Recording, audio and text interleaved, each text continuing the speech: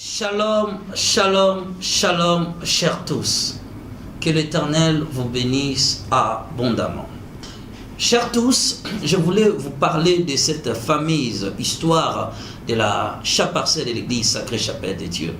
Notre église fait au moins 3 à 4 ans où il passe des moments très difficiles, de persécution, parce que nous sommes des locataires, nous subissons tellement des oppressions et nous n'arrivons pas à propager le message de l'Éternel comme il faut la propager. Alors, nous avons lancé cette opération $1, quelque chose insignifiante pour toi, $1, 1 euro, 2300 francs congolais, quelque chose insignifiante par rapport à tes ressources. Je sais que tu es tellement béni par Dieu. Dieu est merveilleux. Bien-aimé, cette contribution de $1, nous le ferons tous les jours de nos cultes. Nous avons un culte mercredi, nous avons un culte vendredi, nous avons un culte jeudi, ainsi qu'un culte le dimanche. Tous ces cultes-là, nous avons besoin que de ton apport de $1, 1 euro ou 2000 francs congolais. Est-ce que tu peux répéter avec moi? Je peux acheter une parcelle pour mon Dieu. Que l'Éternel vous bénisse. J'ai passé 23 heures dans ce royaume. Et j'ai vu des choses étranges qui existent dans ce royaume. Mais vous savez, vous allez dire, les prophètes devaient nous parler de Jésus. Lakini mtasema wenda mbona hatuongelei kuhusu Yesu? Pourquoi il vient de parler des témoignages du royaume de Satan? Kwa nini ataongea kuhusu ufalme tena wa Shetani? En tout cas, détrompez-vous. Kwa hiyo msidanganyike. Ce message n'est pas venu pour vous faire peur. Ujumbe haukuja ili kuwaogopesha. Ujumbe hauji ili kuwaogopesha. Mais c'est juste nous rappeler notre position. Lakini kutukumbusha nafasi zetu. Que en Jésus-Christ, kwamba ndani ya Yesu Kristo, nous sommes plus forts que les royaumes de ce monde. Tuna nguvu kuliko ufalme wa dunia hii. Mais nous allons lire un passage de la Bible. Kwa hiyo tutasoma Biblia hapa. C'est très important. Ni muhimu sana. Nous sommes dans le livre de Corinthiens. Tuko katika kitabu cha Wakorinto wa pili. De Corinthiens chapitre 2. Wakorinto wa pili sura ya pili. Le verset 11. Na mstari wake wa 11. Nous allons lire ensemble la parole de Dieu. Tutasoma pamoja neno la Bwana. Lisez pasteur. Wakorinto wa pili sura ya pili mstari wa 11. Nasoma katika jina la Yesu Kristo. Shetani asije akapata kutushinda, kwa maana hatukosi kuzijua fikira zake. Amen. Amen. Amen.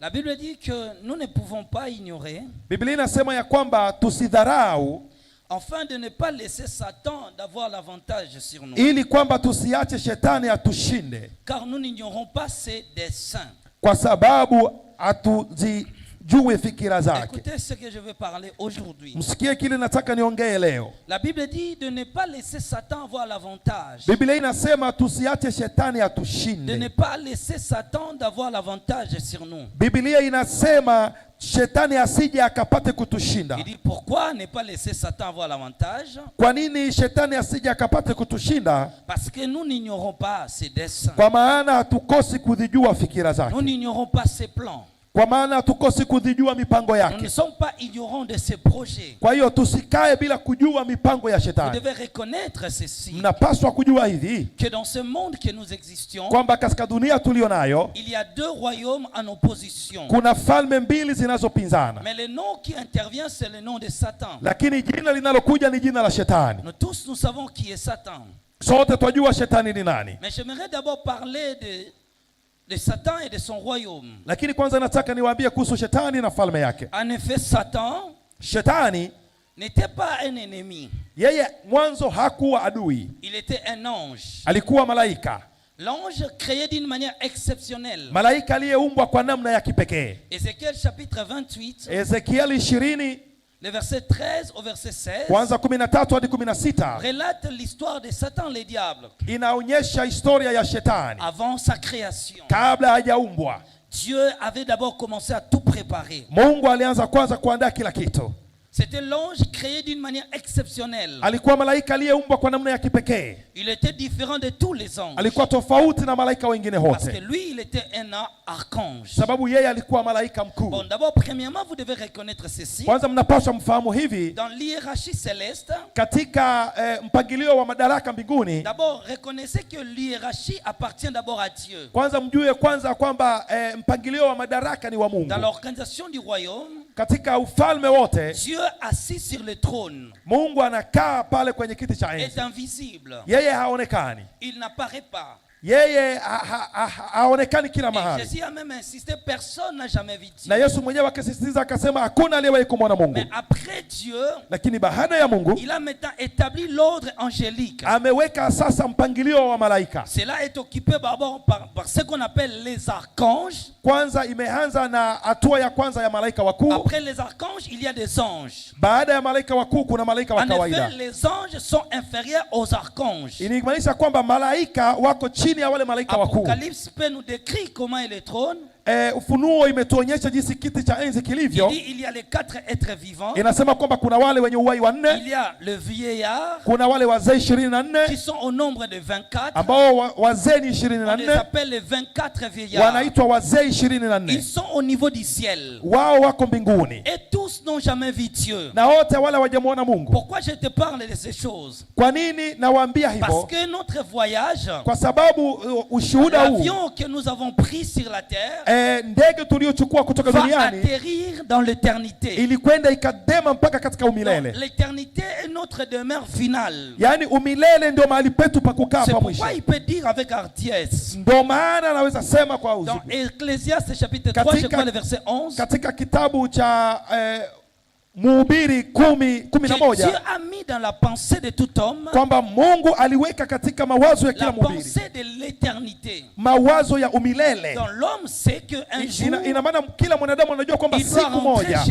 atarudi kwa Mungu. Mais je continue à expliquer. Lakini wacha niwaelezee zaidi. Voilà ce qui va se passer. Ona kitakachotendeka. Dieu est entouré de 24 vieillards et de 4 êtres vivants. Anazungukwa na wazee 24 na wazee na viumbe wanne. Après il y a ce qu'on appelle les 135 ordres angéliques. Baadaye kuna kile kinaitwa aina 135 za wamalaika. Il y a les anges qui sont au ciel.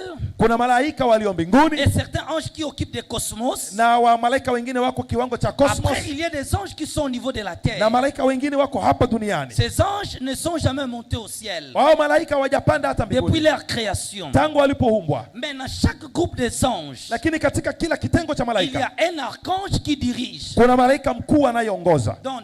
Donc un archange malaika mkuu dirige la suite des anges. Yeye anaongoza kikundi kingine cha malaika. Ils sont à son service. Wako wanamtendea yeye kazi. Dans le royaume de Dieu, katika ufalme wa Mungu, il y a des anges qu'on appelle des anges messagers. Kuna malaika wanaoitwa malaika wajumbe. Les anges messagers, malaika wajumbe, sont dirigés par un archange qu'on appelle Gabriel. Malaika wajumbe wanaongozwa na malaika mkuu anayeitwa Gabrieli. Alors l'ange Gabriel est un archange. Kwa hiyo Gabrieli yeye ni malaika mkuu. Son travail c'est le message. Kazi yake ni kubeba ujumbe. Il apporte un message aux hommes. Analeta ujumbe kwa wanadamu.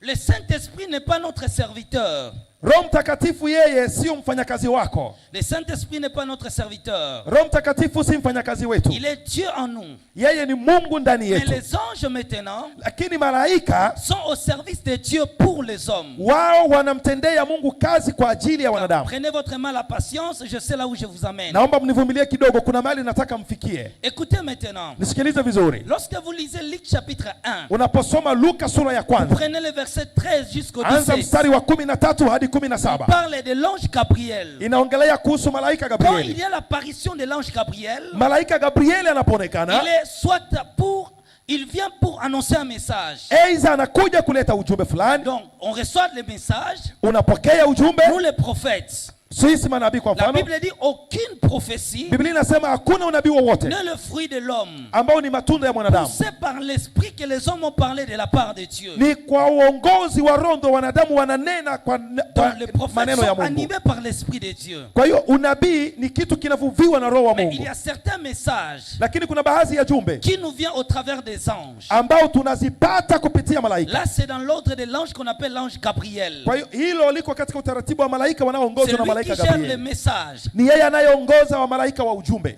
Maintenant, quand vous marchez dans la rue, Sasa unapotembea barabarani, il se peut que vous voulez prendre un route.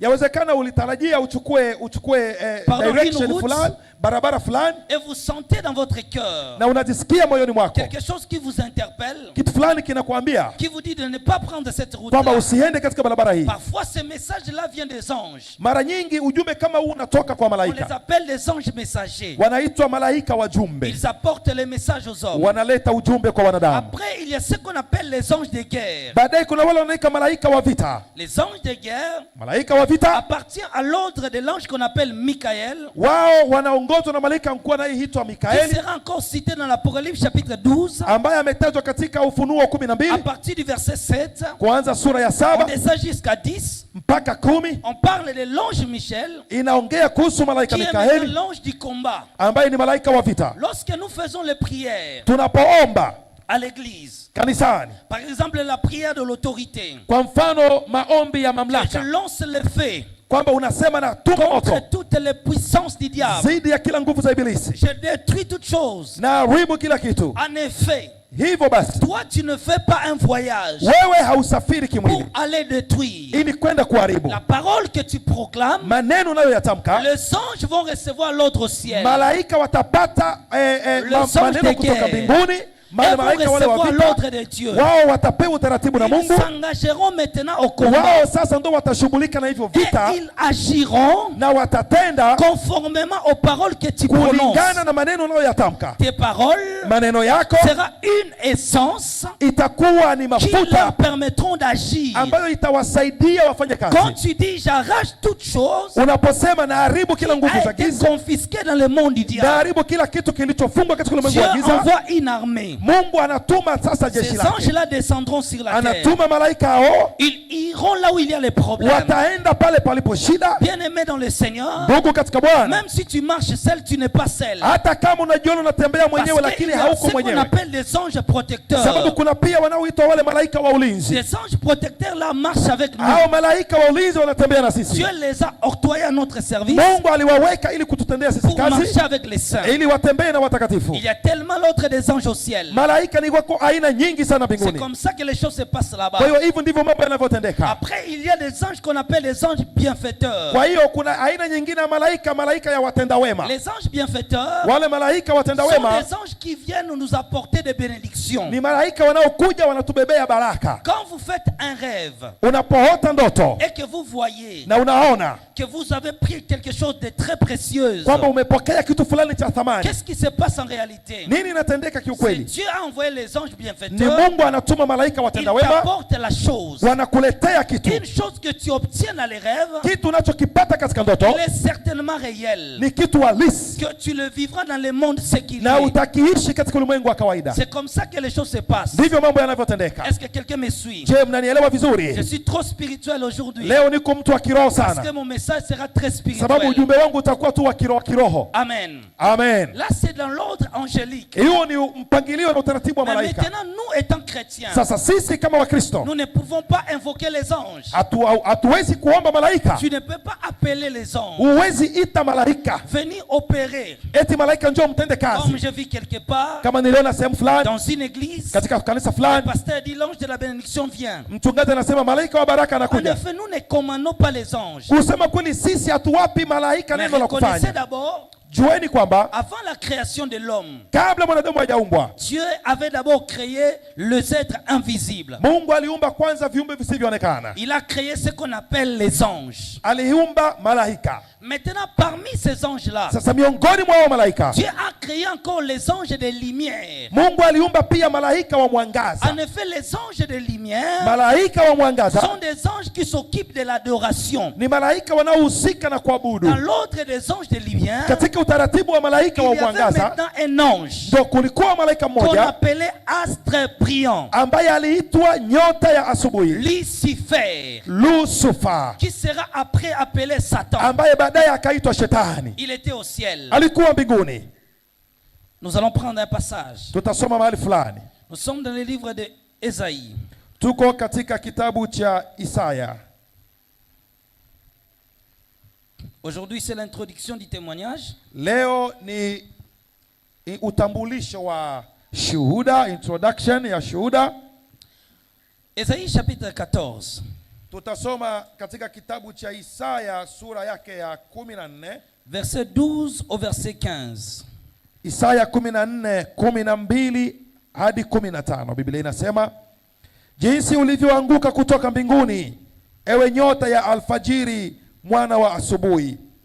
Jinsi ulivyokuwa kabisa, ewe uliyewaangusha mataifa. Nawe ulisema moyoni mwako, nitapanda mpaka mbinguni, nitakiinua kiti changu juu kuliko nyota za Mungu, nami nitaketi juu ya mlima wa mkutano katika pande za mwisho za kaskazini. Nitapata kupita vino vya mawingu, nitafanana na yeye aliye juu, lakini utashushwa mpaka kuzimu, mpaka pande za mwisho za shimo. Amen. Amen. On parle maintenant de cet ange-là. Hapo inaongelewa kuhusu huyo malaika. Il était l'étoile brillante. Alikuwa nyota ya alfajiri. Astre brillant.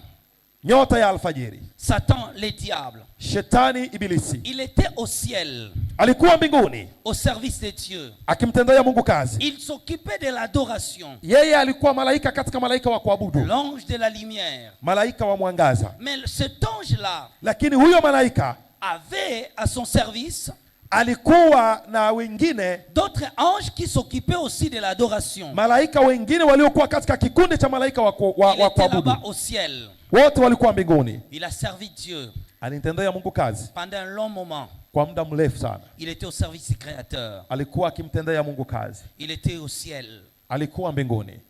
Amen. Amen. Il était au ciel. Alikuwa mbinguni.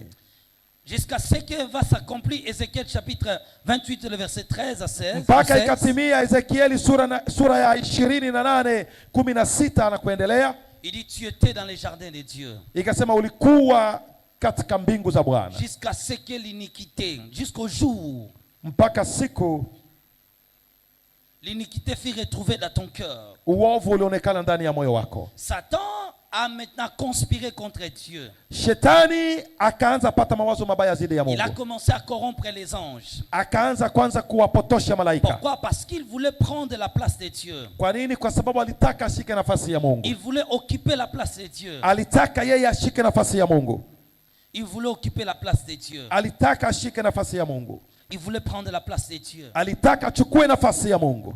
Mais il devait préparer sa rébellion. Lakini ilibidi kwanza aandae kikundi chake cha upinzani. Il a commencé à corrompre les anges. Akaanza kuwapotosha malaika. Il a commencé à gagner une suite. Akaanza kupotosha wengi. Une majorité des anges. Malaika wengi ont crié en lui. Wakamwamini. Ils ont formé un tiers. Wakaunda kikundi kikubwa. Apocalypse chapitre 12 verset 3. Ufunuo 12 mstari wa 3. Satan voulait prendre la place de Dieu. Shetani alitaka achukue nafasi ya Mungu. Son objectif primitif, lengo lake kubwa, était maintenant ilikuwa la domination, kutawala, la gouvernance, kuongoza, être à la place de Dieu. Yani awe kwenye nafasi ya Mungu. Ne recevoir pas seulement l'adoration, lakini na sio kupokea tu maabudu, mais avoir le pouvoir, lakini pia awe na nguvu, la puissance de tout gérer, awe na mamlaka ya kuongoza kila kitu, la capacité de tout contrôler, uwezo wa kuongoza yote. Il voulait la place la plus élevée, alitaka nafasi ya juu zaidi, occuper une place très élevée, awe nafasi ya juu zaidi. Il voulait être comme Dieu, alitaka awe kama Mungu. C'était Satan le diable. Huyo ndiye shetani ibilisi. Il a perdu la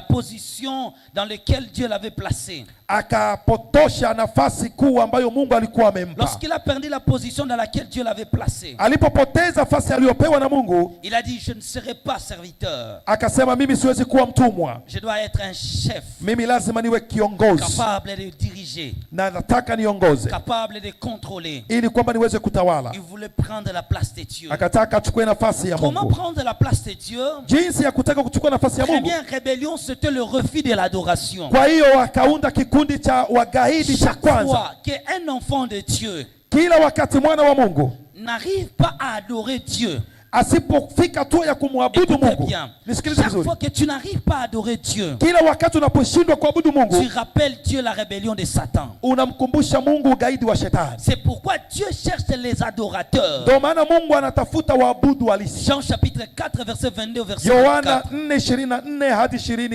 26. S'il y a une chose Kama kuna kitu que tu dois prendre soin de cela, ambacho unapaswa que tu ukifanye dois sana, faire correctement, ambacho kitende kwa uaminifu, c'est l'adoration. ni kuabudu. Passe des heures dans l'adoration. Sababu wewe fanya saa katika L'adoration kuabudu. est le plus grand signe de l'humilité. Kuabudu ni ishara kubwa ya unyenyekevu mbele za Parce que Mungu. dans l'adoration, Sababu katika kuabudu je reconnais Mungu, que je n'existe, même si je ne suis pas là, Dieu est Dieu. hata kama mimi sipo, Mungu ni Mungu tu. L'adoration, c'est le fait de reconnaître Kuabudu ni kitendo cha kutambua que Dieu existe par lui-même et pour kwamba lui-même. Mungu yuko Mungu kwa ajili yake binafsi, hata kama mimi sipo, Et que rien de ce que moi je peux faire na hakuna niwezacho kufanya ne mimi peut influencer son action. ambacho kinaweza kumshawishi Que je Mungu pêche, hata nitende que dhambi, j'abandonne la foi, hata niache imani. cela ne changera pas ce que Dieu est. Hilo haliwezi kubadili Mungu jinsi alivyo. Dieu restera Dieu. Mungu atabaki kuwa C'est Mungu. ça le cœur de l'adorateur. Huo ndio moyo wa mwabudu, C'est ce cœur-là que Dieu na a voulu voir dans la vie de ses enfants. na ni moyo huo ndio Mungu anataka aone miongoni mwa watu wake. Satan avait perdu ce cœur. Shetani akapoteza huo moyo, Louez encore Dieu. kumwabudu Ne Mungu. passe pas ton temps à beaucoup demander pour toi-même. Usiwe na muda wako mrefu kujiombea mwenyewe La tu. plus grande victoire Ushindi mkubwa dans les combats spirituels, katika vita vya kiroho c'est plus d'adorer Dieu. ni zaidi sana La kumwabudu prière de Mungu. l'adoration est plus puissante Maombi ya kuabudu yana nguvu sana que la prière des combats spirituels. kuliko hata maabudu ya vita vya kiroho. Le plus grand combat remporté Vita vikubwa ambavyo unaweza dans shinda l'histoire biblique, katika historia yote ya Biblia c'est deux. ni viwili: Les prières, le combat dont le combattant adorait Dieu ou bien dont le combattant suppliait Dieu. ni vita viwili. Vita vya kwanza vile unavyoweza kushinda ni vita ambavyo unamwabudu Mungu au unamsii Mungu.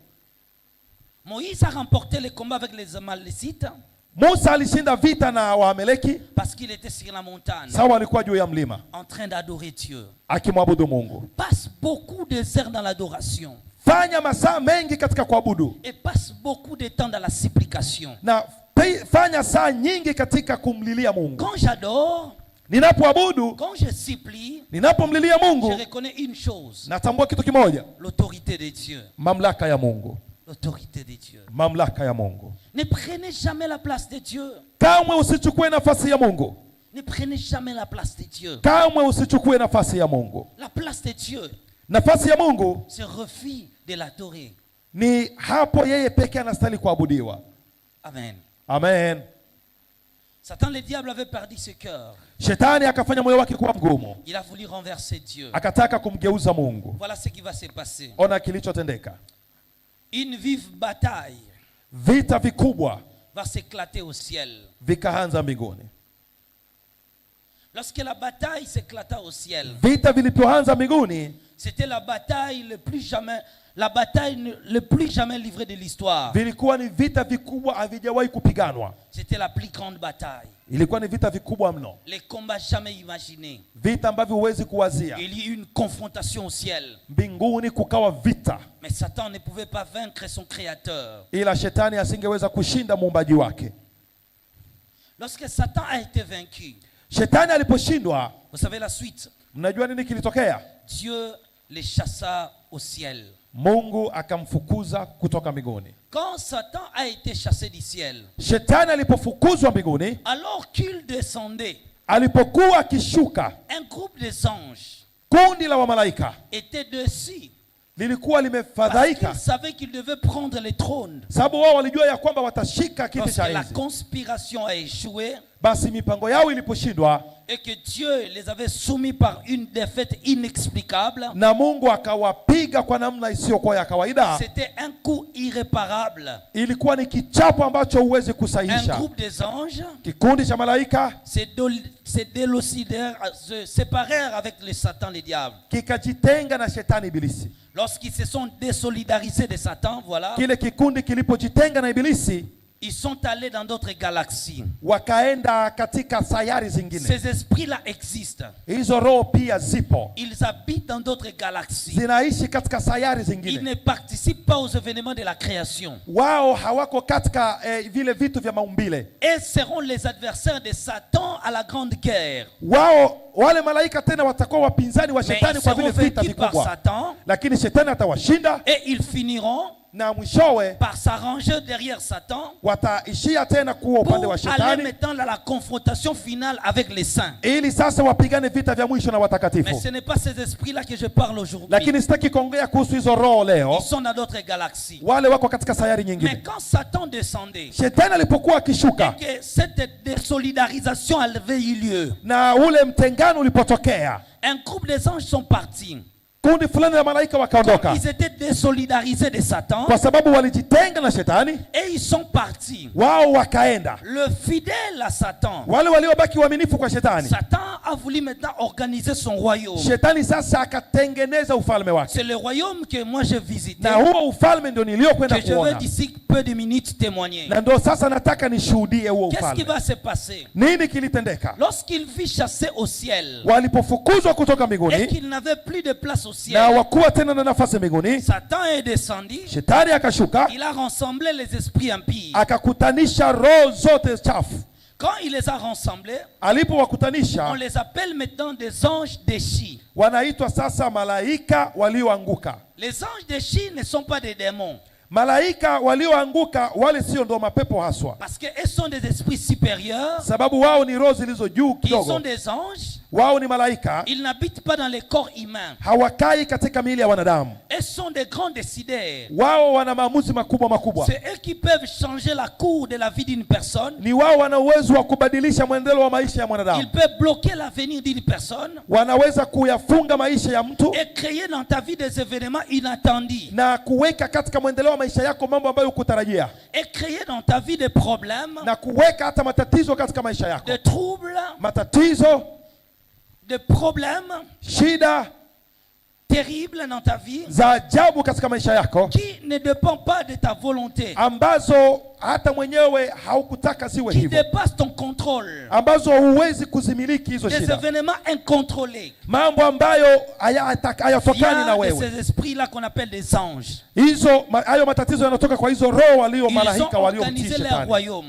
Kwa hiyo na wao wakafanya Ils ufalme ont wao, dit maintenant, wakasema sasa créons un royaume tufanye ufalme qui sera une ramification ambao itakuwa ni ufalme wa de masahihisho, défier les plans de Dieu. na lengo kuu la ufalme itakuwa ni kuharibu Nous mipango ya devons Mungu. défier les plans de Dieu dans la vie des hommes. Lazima tuharibu mipango ya Mungu katika maisha ya wanadamu. Premièrement, ils ont créé le royaume des airs. Kwa hiyo kwanza wakafanya ufalme wa anga. Ce royaume-là Ufalme huo est segmenté en 3 niveaux. umetengwa kwa vitu vitatu, hatua Le tatu. premier compartiment Kikundi cha kwanza katika ufalme huo est dans les airs. iko katika anga. Le deuxième compartiment Kikundi cha pili est sur la terre. kiko duniani. Troisième compartiment Kundi cha tatu est dans les eaux. katika maji. C'est ça les 3 niveaux du royaume du diable. Hizo ndizo ngazi tatu za ufalme wa shetani. Ephésiens chapitre 6 verset 12. Waefeso 6:12. Waefeso 6:12. Ephésiens 6:12 tunasoma katika jina la Yesu Kristo. Waefeso 6:12 inasema, kwa maana kushindana kwetu sisi si juu ya damu na nyama, bali ni juu ya falme na mamlaka, juu ya wakuu wa giza hili, juu ya majeshi ya pepo wabaya katika ulimwengu wa roho. Amen. Amen. Voilà, là c'est le royaume satanique. Hizo ni falme za shetani. Ils ont leur premier compartiment au ciel. Wana kikundi chao cha kwanza cha ufalme On angani, appelle le royaume des airs. inaitwa ufalme wa anga. Ils ont organisé le royaume des airs. Wakafanya ufalme wa angani. Il y a des esprits qui contrôlent l'espace. Kuna roho ambazo zinatawala hiyo anga, Ils contrôlent le cosmos. wanatawala cosmos. C'est au niveau des airs Ni katika hizo anga que le diable bloque certaines prières des saints. ndipo ambapo shetani anafinya baadhi ya maombi ya watakatifu. Il y a beaucoup de prières non exaucées Kuna maombi mengi yasiyojibiwa parce que ces prières ont été bloquées au ciel. sababu hayo maombi yamefungwa katika anga. Et maintenant, Na sasa puisqu'il y a ces esprits au ciel, kwa sababu kuna hizo roho mbinguni, Dieu a des principes Mungu ana kanuni qui peut amener une personne ambazo zinaweza kumleta à mtu faire des prières exauçables. aweze kufanya maombi yatakayojibiwa. Écoutez-moi. Nisikilize vizuri, Même prier a des principes. hata kuomba pia kuna taratibu Pourquoi? zake. Parce que dans les airs, Kwa nini? Kwa sababu katika anga il y a un royaume. kuna ufalme pia, Et plusieurs chrétiens qui prient na Wakristo wengi ne wanaoomba remplissent pas les conditions de la prière. hawaenezi zile kanuni za kuomba, Leurs prières ne sont pas exaucées. maombi yao hayajibiwi. Pourquoi? Kwa nini? Si tu adresses une prière, Unapoomba, comme il y a un royaume dans les airs, kwa jinsi kuna ufalme angani et que les conditions ne sont pas remplies, na kwamba haukueneza shurti, il y aura des représailles. lazima kutakuwa na matokeo C'est la mabaya. raison Ndio sababu donc que plusieurs personnes watu wengi prient, wanaomba mais leur situation s'empire. lakini hali yao inaendelea kuwa mbaya zaidi. Pourquoi? Chaque fois que tu combats le diable, Ni kwa sababu kila mara unapompiganisha chaque shetani, fois que tu fais une prière unapofanya maombi et que les conditions ne sont pas remplies, na kwamba haukutii zile kanuni za kuomba vizuri, cette prière va rencontrer l'hostilité au yale ciel. maombi yatakutana na upinzani Il y angani. a des esprits dans le lieu céleste. Kuna roho mbaya katika anga za Ils juu, sont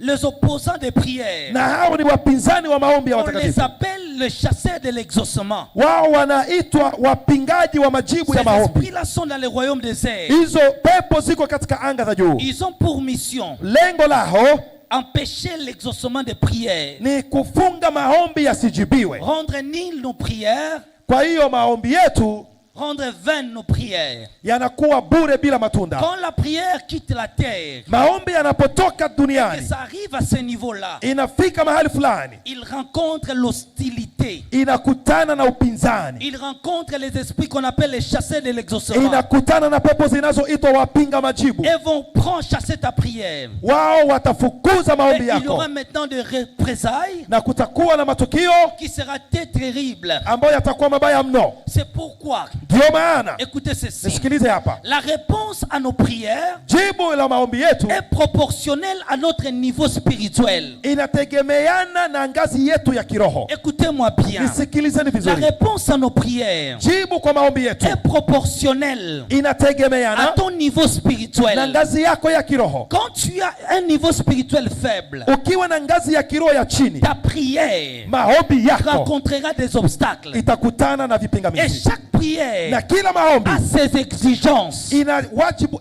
ina kanuni zake. On ne prie pas vainement. Usiombe tu juu ya kuomba, Non, non, non, non. hapana, hapana. La prière Maombi a ses exigences. ina kanuni zake, Chaque prière a ses exigences. kila maombi ina taratibu Tu veux zake. faire quel genre de prière? Unataka uombe maombi Voici aina les gani? conditions de cette prière. Sikiliza kanuni za hiyo Pour que aina ya cette prière maombi, soit exaucable, ili kwamba hiyo aina ya maombi Dieu ijibiwe. a fixé tel principe. Mungu ameweka kanuni. Pourquoi? Kwa nini? Ce n'est pas Dieu Sababu sio qui Mungu descend sur la terre, ambaye atashuka duniani prendre tes paroles kuchukua maneno et yako les mener au na ciel. kuyabeba mbinguni. Ta prière quitte Maombi elle-même yako yatatoka hapa la yenyewe, terre toka et duniani monte au ciel. na yanapaa juu, Mais il faut que les conditions soient remplies. lakini lazima kanuni ziheshimiwe. Écoutez-moi bien. Nisikilize Il vizuri, n'y a pas de plus grande spiritualité que la prière. hakuna ukiroho zaidi wa mwanadamu Mais isipokuwa il n'y a kuomba, pas des exaucements. lakini huwezi pata majibu S'il n'y a pas un niveau spirituellement élevé, ikiwa hauna ngazi ya kiroho ya juu si zaidi. tu n'es pas spirituellement élevé, Ikiwa kiroho wewe si mtu wa juu zaidi, première conséquence, matokeo yake ya kwanza, prière maombi yako ne seront que le verbe.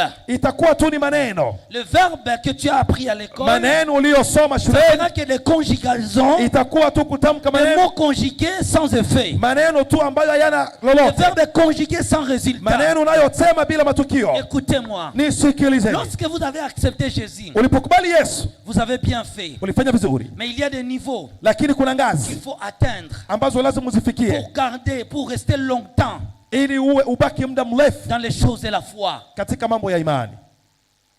Amen. Amen. Écoutez-moi. Nisikilizeni. Ce n'est pas Dieu qui descend Si Mungu anayeshuka pour prendre nos paroles ili kuchukua maneno yetu et l'amener au ciel. na kuyabeba mbinguni. C'est nos paroles Ni maneno yetu qui quittent la terre yanayotoka et duniani va au ciel. na kwenda mbinguni. Actes des Apôtres chapitre 10. Matendo ya Mitume sura ya 10.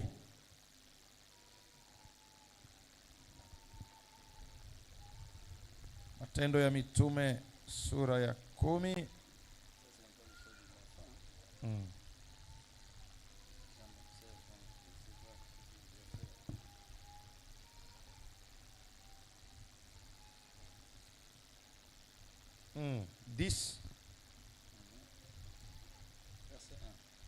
Matendo ya Mitume sura ya 10 mstari wake wa kwanza.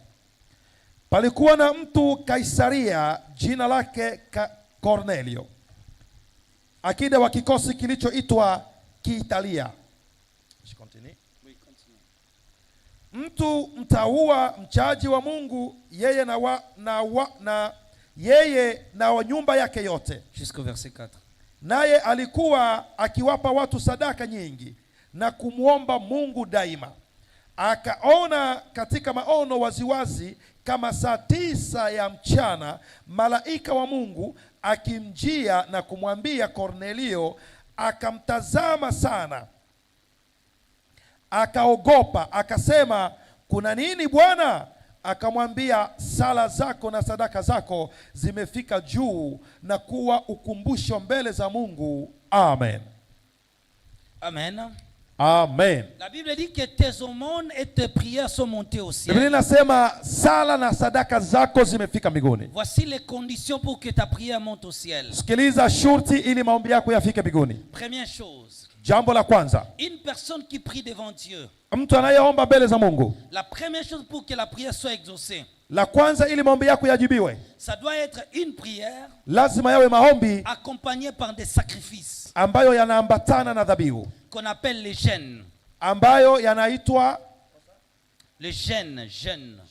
Ambayo yanaitwa funga. Romains chapitre 12. Warumi 10. La Bible dit de donner notre corps comme un sacrifice vivant. Biblia inasema tumtolee Bwana miili yetu kama dhabihu hai. Romains 12 verset 1 à 2. Warumi 12:1-2.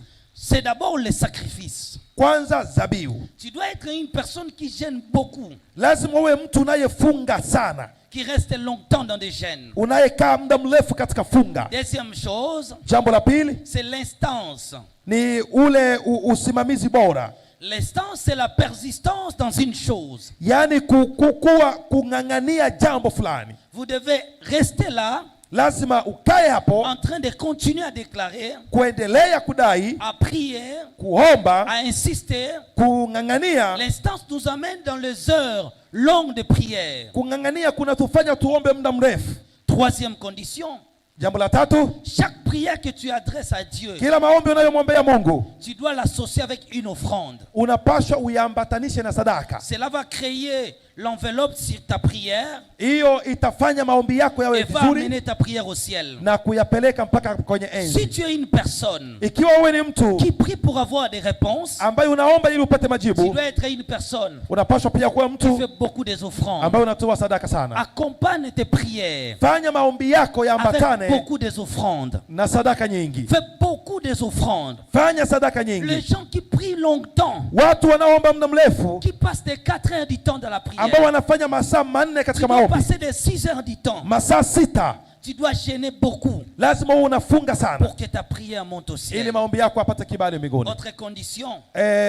Nyingine, jambo lingine. C'est ta marche devant Dieu. Ni mwenendo wako mbele za Bwana. Tu dois avoir une vie sanctifiée. Lazima uwe na maisha matakatifu.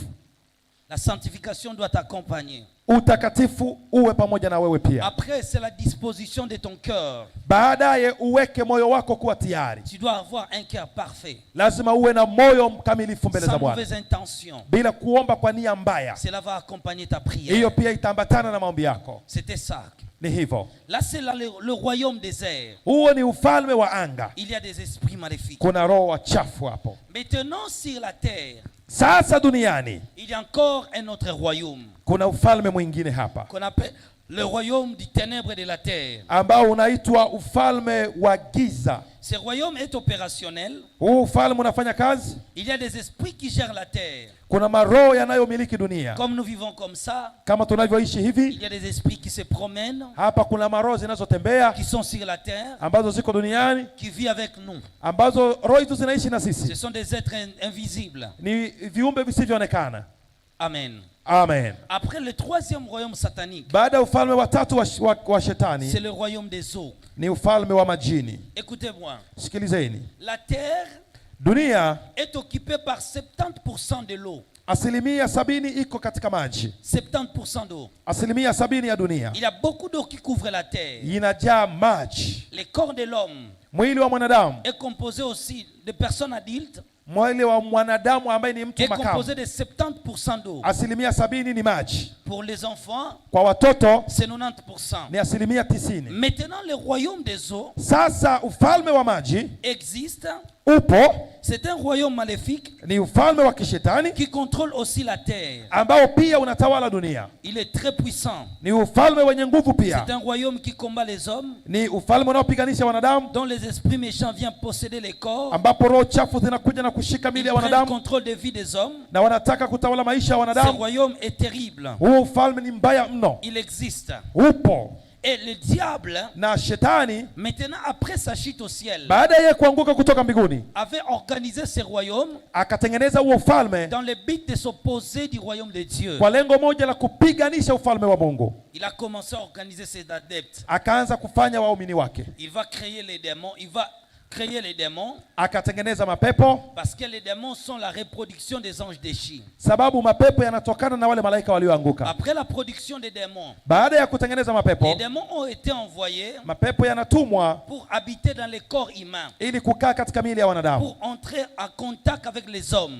ili waingie katika uhusiano na wanadamu. C'est pourquoi on voit des maris et des femmes de nuit. Ndio maana unaota wanaume wa On usiku voit des esprits des eaux. ambao unaota majini. Beaucoup de gens sont victimes des phénomènes de maris de nuit. Watu wengi wanaathirika kwa hao wanaume wa usiku wa Ce sont mapepo. des esprits qui opèrent pour les diables. Ni maroho zinazotenda kazi kwa ajili ya Mais shetani. comme Satan organisait son royaume, Sasa kwa vile shetani anatengeneza ufalme wake, avant que j'arrive au témoignage, je dois vous expliquer ces choses. kabla sijaanza kushuhudia vizuri, nataka niwaeleze jambo moja. Comme Satan organisait son royaume, Shetani alivyotengeneza ufalme wake, Satan a dit ceci. shetani akasema hivi, Notre royaume ufalme wetu n'a pas assez d'adeptes. hauna wanamemba wengi. Qu'est-ce que nous devons faire? Tutafanya nini? Nous devons récolter encore Tutakwenda kuchukua tena d'autres adeptes wanamemba wengine sur la terre. duniani. Il a dit comment nous allons faire? Akasema tutafanyaje? Il a décidé Aliamua d'octroyer son pouvoir aux hommes, kuwapa wanadamu mamlaka yake de rendre les hommes capables à opérer pour son royaume. na kufanya wanadamu wawe na uwezo wa kumtendea kazi. Parmi ces hommes, Na miongoni mwa hao watu il a choisi d'abord l'occultisme, akachagua kwanza wale waabudu shetani, le féticheur, wachawi, le magicien, walozi. sont des adeptes clés du diable. Hao wote ni wanamemba halali wa shetani, Ce sont des hommes lakini ni qui wanadamu volontairement ambao kwa hiari lao signent un contrat avec Satan. wanasaini mkataba na shetani, Ils signent un contrat avec Satan. wanasaini mkataba na shetani Ils commencent à opérer sur la terre na wanaanza kufanya kazi duniani pour le compte du diable. kwa ajili ya shetani. Ce sont des féticheurs, Ni wachawi, des magiciens. walozi. Certaines personnes Baadhi ya wanadamu wengine ont parlé publiquement wengine wameongea de hadharani leur appartenance au diable. jinsi gani wao walivyo wa shetani, Mais ces récoltes-là lakini ukusanyaji huu wao watu n'avaient pas beaucoup fructifié. haukuleta matunda mengi zaidi. Satan n'était pas content. Shetani hakufurahia, Il dit ceci. akasema Nous avons moins des adeptes conscients. kwamba tuna waumini wengi wanaojitambua Il a wachache. décidé de donner encore un autre pouvoir. Kwa hiyo akaamua alete nguvu zingine. Ce pouvoir-là, on l'appelle ça la sorcellerie. Hizo nguvu zinaitwa nazo uchawi. Beaucoup de personnes Watu wengi ont été contaminées, wameambukizwa, ont pris plaisir wameingizwa de servir Satan. wanaanza kumtumikia Les shetani kazi. sorciers maintenant Wachawi sasa sont des adeptes aussi du diable. pia ni wanamemba wa shetani. Ils travaillent dans ce qu'on appelle le monde du ténèbres. Wao wanafanya kazi katika ile inayoitwa ulimwengu wa giza. Le cœur de Satan n'était pas satisfait. Moyo wa shetani haukuridhika. Il dit mon plan, Akasema mpango wangu, mon projet mpangilio wangu n'est pas encore couronné de gloire. haijafunikwa au kupewa taji Il vizuri. a décidé Akaamua d'avoir d'autres adeptes kuwa na wanamemba wengine qu'on appelle des adeptes inconscients. ambao watakuwa wanamemba wake bila wao kujua. Et comment y parvenir? Na tutafikiaje mahali hapo? Il a utilisé la loi de la force. Akatumia sheria ya mamlaka yake Il na dit nguvu zake. travaillons dans un monde de rapports de force. Akasema tutumie sasa nguvu zetu hapa. Or la loi de la nature nous enseigne Na huku sheria ya maumbili inatufunza que dans les rapports de force, kwamba kuhusu masuala la nguvu c'est le plus fort qui remporte sur les ni faibles. aliye na nguvu zaidi anamtawala asiye na nguvu. Satan a dit maintenant, Kwa hiyo shetani je akasema, vais imposer le consentement des hommes. nitawashurutisha wanadamu baadhi ya mambo, Comme ils n'ont pas ce désir kwa vile jinsi hawataki de m'accepter et d'abandonner Dieu, kunikubali mimi na kuacha Mungu. allons par la force Sasa twende kwa nguvu et enrôlons beaucoup des adeptes. na tuwe na wanamemba wengi. S'ils ne sont pas puissants, Ikiwa hawana nguvu peu wanadamu, importe s'ils partent à l'église, hata kama atakuwa anaenda kanisani, nous allons les posséder. sisi tutamshika kwa Nous nguvu, allons les utiliser. tutamtumia. Ésaïe chapitre 26, verset 13. Isaya 26:13. Lisez, pasteur. Isaya 26. Je les vis dans la gloire. Oh, oh. Isaya 26. Yeshua Mashiach. Langola. Isaïe 26:13. Langola. Isaya 26:13 Aminguni. inasema hivi, nasoma: Ewe Bwana Mungu wetu, ewe Bwana Mungu wetu, mabwana wengine zaidi ya wewe wametumiliki, lakini kwa msaada wako peke yako tutalitaja jina lako. Amen. Amen. Il a décidé d'avoir des adeptes inconscients. Kwa hiyo shetani aliamuru awe na wanamemba wasiojitambua, Plusieurs personnes sont dans cette condition. na watu wengi wako katika hali hiyo. Il a dit nous allons passer par l'utilisation de l'homme. Akasema tutapitia sasa ili tumtumie mwanadamu. Comme l'homme est un être tripartite, Kwa vile mwanadamu ameumbwa katika hatua tatu, il a un corps, une ana âme et un mwili, esprit. ana roho, ana nafsi.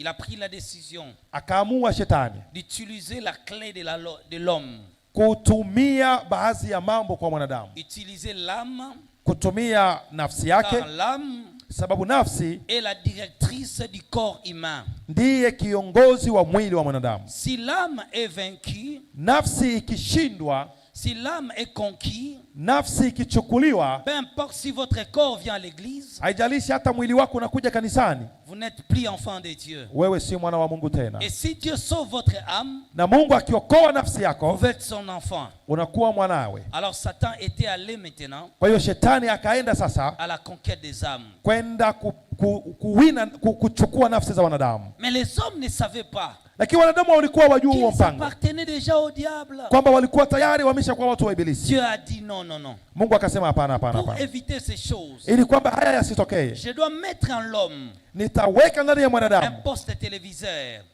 ndani yake nitaweka television, capable de révéler à l'homme ili iwe na uwezo wa kumfunulia son mwanadamu appartenance. namna gani alivyo, S'il est dans mon royaume, ikiwa yuko katika ufalme wangu s'il est dans le royaume du diable. au ikiwa yuko katika ufalme wa Et shetani. ce poste téléviseur, Na hiyo televisheni Dieu nous a donné ces leçons. ambayo Mungu alitupa Les inaitwa songes ndoto. maintenant Ndoto te révèlent ton appartenance. inafunua wewe ni wa wapi, Si tu es enfant de Dieu ikiwa uko mwana wa Mungu et si tu ne l'es pas, au ikiwa hauko. les affaires de Dieu Kazi za Mungu n'est pas les affaires de déclaration, sio kazi ya mdomo, n'est pas le fait que je connais que je suis enfant de Dieu, sio swala la kusema najua mimi ni mwana wa Mungu, mais ce que te révèlent les songes lakini unachofunuliwa katika ndoto prouve zako ton appartenance. inaonyesha wewe ni wa wapi. À travers les songes, Kupitia ndoto Dieu a décidé de nous révéler l'état d'âme. Mungu aliamua atufunulie hali ya nafsi zetu. Regarde, Tazama, toute personne kila mtu qui fait des rêves, ambaye anafanya ndoto qu'il mange la nuit, kwamba anakula usiku, sont impérativement des sorciers. hiyo ni ndoto za kichawi.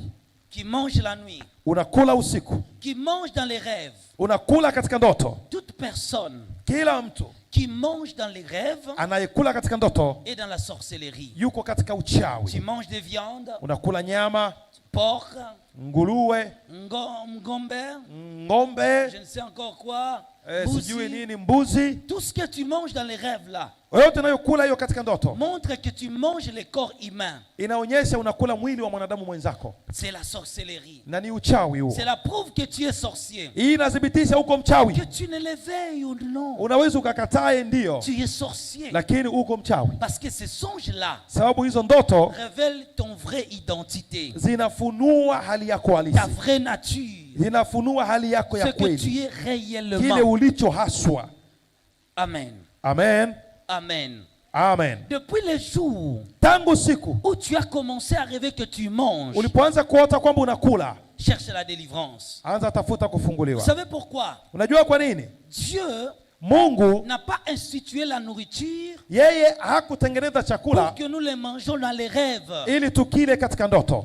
Chaque fois que tu manges dans les rêves, Unapokula katika ndoto, tu es dans ce qu'on appelle uko katika kile la kinaitwa sorcellerie inconsciente. uchawi wa bila kujitambua. La sorcellerie inconsciente, Uchawi wa bila c'est kujitambua le fait d'avoir signé un contrat ni kitendo cha kusaini dans le mkataba royaume des sorciers, katika ulimwengu wa kichawi mais sans ton consentement. bila wewe kujitambua. Un sorcier inconscient Mchawi asiyejitambua est plus dangereux qu'un sorcier ni conscient. mbaya zaidi kuliko mchawi anayejitambua. Pourquoi? Kwa nini? Les sorciers conscients, Mchawi il anayejitambua sait qu'il sert les diables. anajua kwamba anafanyia shetani Il kazi. surveille ses mouvements. Yeye anachunguza hatua Il zake, surveille ses actions. anachunguza matendo Mais les yake, sorciers inconscients lakini mchawi ne asiyejitambua savent rien. hajui lolote, Il dort seulement, analala tu, il rêve, il mange. anaota, anakula, Or, la nourriture que tu as mangée, na chakula ulichokila tu avais tué une personne. uliua mtu. C'est le rêve de tous ceux qui rêvent, Ni de tous ceux qui ndoto voient, ya wale wote wanaoona qu'ils tuent des animaux la nuit.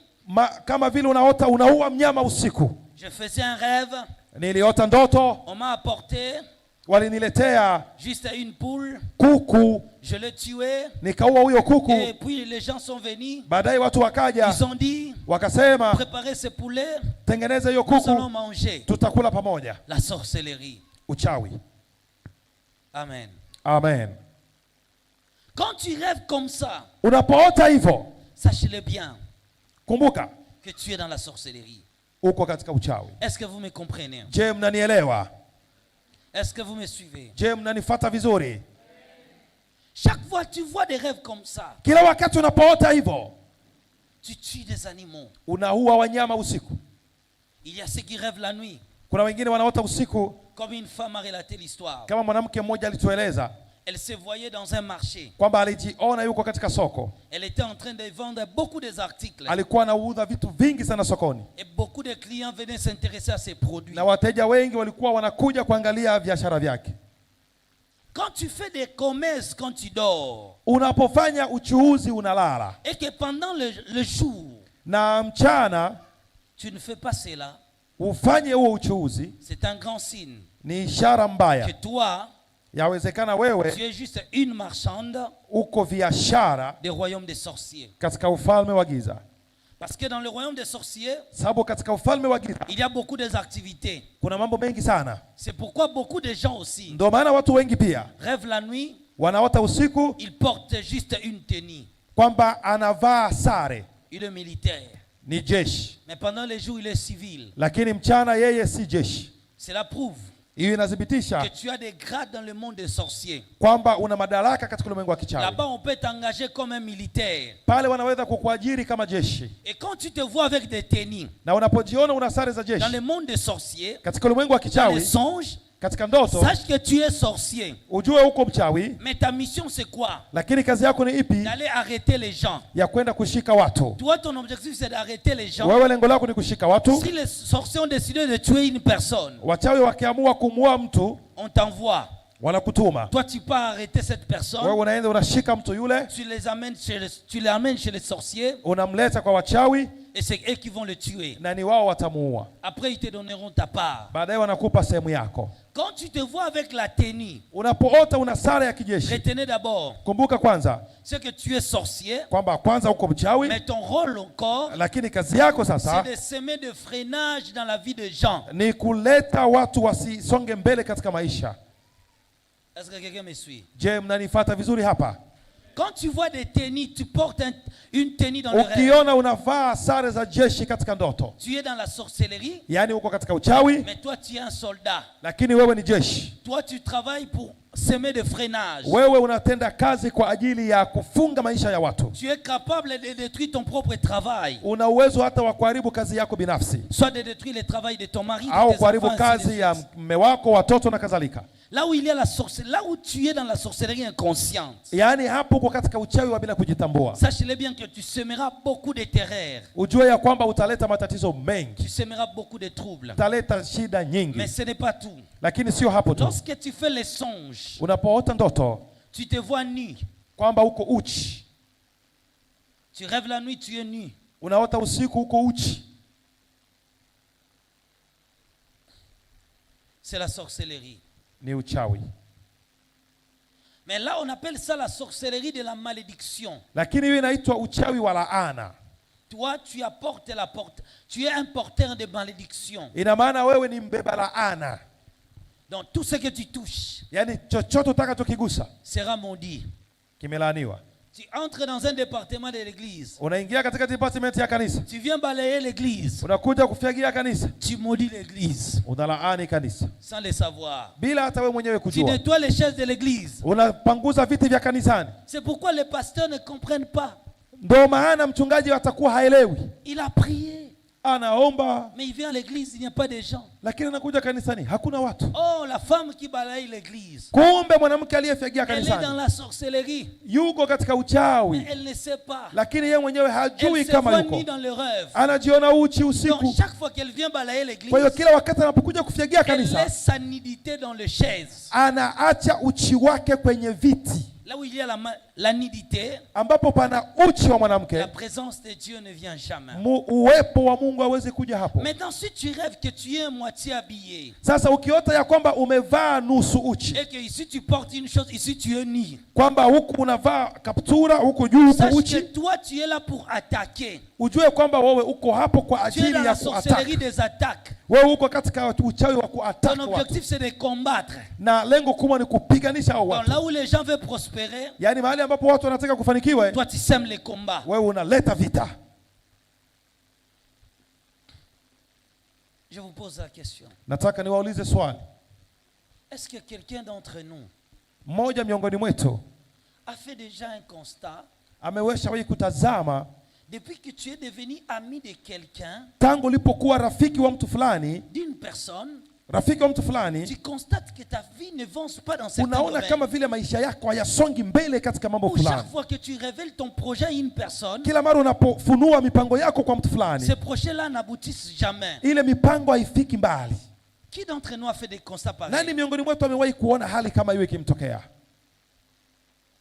Qui d'entre nous a fait déjà un constat pareil? Nani amewahi kuona hali kama hiyo ikamtokea katika maisha? Que chaque fois que tu es avec une personne, Kwamba kila mara unapokuwa na mtu fulani, expliquez-nous maman, chez toi c'est comment? dada, hebu tueleze wewe kwako ilikuwaje? Ilikuwaje kama unaweza Explique-nous ukatueleza? maman, explique-nous. Tueleze, mumpatie mic.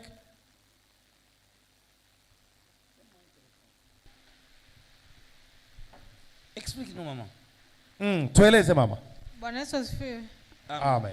Yaani hiyo hali unapopata mipango na labda nataka nifanye biashara, Donc quand tu as un programme, tu veux faire soit la commerce, inakuwa yani ni lazima uwe na mtu wa pembeni unamweleza, hata kama unasema nitamficha vipi, yani itakupelekea tu lazima umweleze mambo yako. et à côté vous avez un ami à qui vous ne devez pas cacher, donc c'est un ami intime, Sasa, mais tu ne peux pas le cacher, tu l'expliques. Kila unavyomweleza Maintenant à tout moment que tu lui expliques tes plans, yanakwama hayaendi. et les choses bloquent, les choses n'avancent pas. Amen. Amen. Donc vous avez un ami comme ça, Yani une amie comme ça, una et un ou rafiki, une. una rafiki kama huyo mwanaume au mwanamke? Ndugu. Oui, c'est un frère. Ah, c'est un ami, ok, merci beaucoup. Sawa, asante sana mama. Donc quand vous constatez comme ça, Sasa unapoona dalili kama hizo, C'est le grand signe. Hiyo ni ishara kubwa. La personne ne peut peut-être pas être dans la sorcellerie consciente. Yule mtu yawezekana asiwe katika uchawi wa kutokujitambua, Mais il est spirituellement manipulé par la sorcellerie inconsciente. lakini anaweza akawe anatumiwa katika uchawi wa kutokujitambua bila yeye Quand kujua. tu rêves des rêves comme ça, Unapoota ndoto pia kama hizo, sache-le bien que tu es dans la sorcellerie. na wewe pia ujue kwamba uko katika uchawi. Toi-même, tu es sorcier. Wewe binafsi kwanza mchawi. Amen. Amen. Amen. Amen. Maintenant encore, Sasa comment reconnaître que je suis dans la sorcellerie inconsciente? utajuaje kama niko katika uchawi wa bila kujitambua? Deuxième degré, Ngazi ya pili c'est l'installation du ténèbre. ni ubaya au giza. Reconnaissez que le ténèbre est impersonnel. Mjue ya kwamba giza ni mbaya. Tu rêves la nuit. Unaota usiku, Tu marches dans l'obscurité. unatembea katika giza, C'est le grand signe de la sorcellerie. ni ishara pia ya uchawi. Tu rêves, tu es dans ta maison, il fait noir. Uko ndani ya nyumba yako ni Sache bien que giza. dans ta maison-là, Kumbuka pia katika hiyo nyumba règne hivyo la puissance de la sorcellerie. kuna nguvu za kichawi. Mais chaque fois Lakini kila que wakati tu te vois, unapojiona tu marches dans le noir, unatembea katika giza, tu es dans la sorcellerie. yani upo katika uchawi. Est-ce que quelqu'un me suit? Je, mnanielewa vizuri? Tu étais dans un coin, Ulikuwa mahali fulani, il faisait tout noir, palikuwa giza il tupu, n'y avait pas de lumière. hapakuwa mwangaza. Toi, dans tes rêves, Wewe katika ndoto tu ne zako vois jamais la lumière. huonagi mwanga, Tu ne vois que tu es dans l'obscurité. wewe unaonaga tuko katika giza tu. J'étais quelque part, Nilikuwa mahali fulani, j'étais à l'église, nilikuwa kanisani, mais c'était tout noir. lakini nilikuwa Je giza. marchais dans la rue, Nilitembea barabarani, c'était tout noir. giza. Je dormais dans la maison, Nililala à la nyumbani. maison, c'était tout noir. Nyumbani ilikuwa giza, J'étais sur une montagne, nilikuwa mlimani, c'était tout noir. ilikuwa ni giza. J'étais à l'université, Nilikuwa university, j'étais au marché. nilikuwa sokoni. Chaque fois tu vois les ténèbres Kila wakati wewe unaona giza, s'installer presque partout. giza karibia kila mahali Dans tes rêves, katika ndoto les zako. ténèbres, c'est le monde du diable. Giza ni ulimwengu wa shetani, C'est les esprits maléfiques. ni roho wachafu. Tu es dans le ténèbre, Uko katika giza, tu n'as pas la lumière en toi. hauna mwanga ndani yako, Donc tu es un adepte du diable. yaani wewe ni mwana wa Tu shetani, travailles pour Satan le diable. unafanya kazi kwa ajili ya shetani Tu es ibilisi. dans la sorcellerie. Uko katika C'est uchawi. le grand signe Ni ishara hizo qui prouve l'état de ton âme. ambazo zinaonyesha hali ya moyo Maintenant, wako. quand tu vois comme ça, Sasa unapoona hivyo, écoutez-moi. nisikilize. Il y a aussi maintenant Kuna sasa un processus à suivre kuna sasa process ya kufuata pour se libérer de ces choses. ili ujiokoe na mambo hayo. Il y a un processus à respecter Kuna process ya kuheshimu pour se libérer de telles choses. ili ujiokoe na mambo kama hayo. Mais ce n'est pas tout. Lakini sio hapo tu. Quand tu rêves la nuit, Unapoota usiku que tu caresses les chiens, kwamba unampapasa papasa mbwa soit tu es en compagnie avec les chiens. au unatembea na mbwa, En effet, un chien mbwa révèle juste un sorcier qui s'est dissimulé.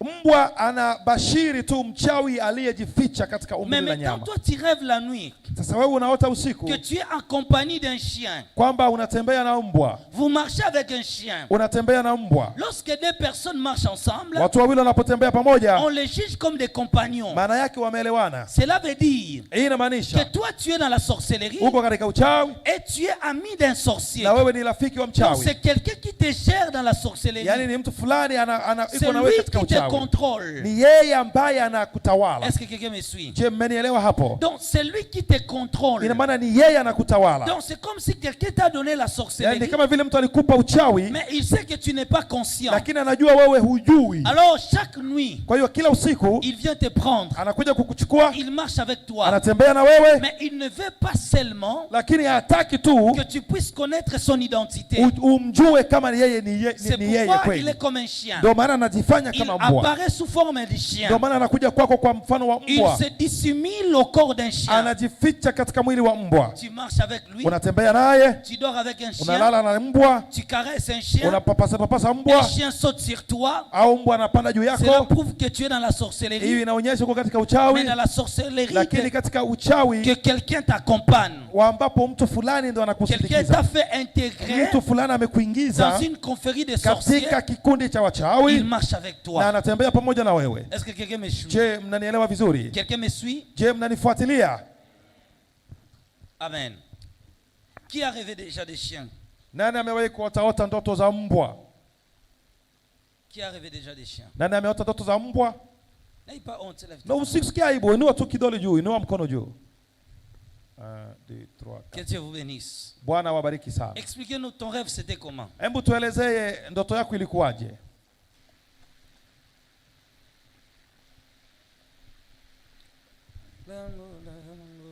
Bwana Yesu asifiwe. Amen. Ndoto ya kwanza niliota nilikuwa napita kwenye geti, nikapita geti la kwanza, la pili, la tatu, nikaona mbwa mdogo ananifokea. J'ai vu que j'ai passé sur les portes, première porte, deuxième porte, à la troisième porte, j'ai vu un chien qui aboyait sur moi. Baadaye akaja mbwa mkubwa, nikawa nimempakata, nimemtanua mdomo, mbwa mdogo amekaa pembeni. Et puis est venu maintenant le plus grand chien. Quand ce grand chien est venu, je l'ai pris sur les marches et j'ai ouvert comme ça sa bouche et ce petit chien là était déjà par terre. Ah là, toi tu n'es pas dans la sorcellerie. Pale wewe haupo katika Tu n'es pas uchawi. utilisé par la sorcellerie inconsciente. Wewe hautumiwi katika uchawi. Mais tu es attaqué maintenant par des Lakini sorciers. sasa unapigwa na wachawi. Mais lorsque tu vois de telles choses, Sasa unapoona ndoto kama hizo, sache bien que c'est un combat ujue kwamba ni vita. de longues années. Ni vita vya muda mrefu Donc, hivyo. quand tu vois les chiens Kwa hiyo unapoona mbwa dans des rêves pareils, katika ndoto kama hizo, ils viennent pour le blocage, anakuja kukupiganisha pour semer des troubles, ili alete tatizo katika pour maisha semer des yako, conflits. ili kukuletea Tu mzozo na auras watu. une vie conflictuelle. Hapo utakuwa na maisha ya mizozo na watu. Voilà. Sawa, asante. Mwingine? Ils viennent pour dévorer, pour détruire. Bwana Yesu asifiwe. Que le Seigneur soit loué. Asilimia kubwa mimi Moi, huota plupart des fois, je songe ndoto, sioti kama natembea na mbwa. que, bon, je ne marche pas Naweza avec kukuta le chien, napita, mais je naweza marche. kukuta mbwa ametulia sehemu fulani. Et en marchant, je peux voir de loin le chien qui se repose quelque part là-bas. Alafu sio mara kwa mara kwamba ninaota mbwa. Et c'est comme ça, mais ce n'est pas fréquent que je songe sur les chiens. Amen. Maintenant, quand toi tu Amen. vois un chien Sasa unapoona mbwa assis quelque part, amekaa mahali fulani, cela veut dire quoi? inamaanisha nini? Ta vie est surveillée de près par des sorciers. Hii inamaanisha maisha yako yanafuatiliwa kwa karibu sana na wachawi. Donc les sorciers surveillent ta vie. Ina maana wachawi wanachunguza maisha yako, Ils surveillent tout le mouvement. wanachunguza kila unapoenenda. Donc c'est les sorciers qui gèrent ta vie. Ina maana wachawi wanashika maisha yako. Donc tu n'es pas maître de ta vie. Ina maana maisha yako wewe Ils haujitawali, contrôlent ta vie. yani utawali Ils maisha yako contrôlent ta mikononi mwako. destinée. Yani hao ndo wanatawala Ils maisha contrôlent yako ton avenir. na wanatawala hata future yako. Donc toi maintenant, Sasa wewe cha kufanya, tu dois prier contre les esprits de uwe contrôle. sasa unaomba zidi ya roho zinazotawala maisha yako. Qui encore? Nani mwingine? Aha.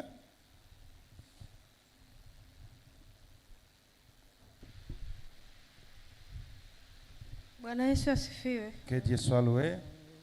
Niliota ndoto moja ya mbwa.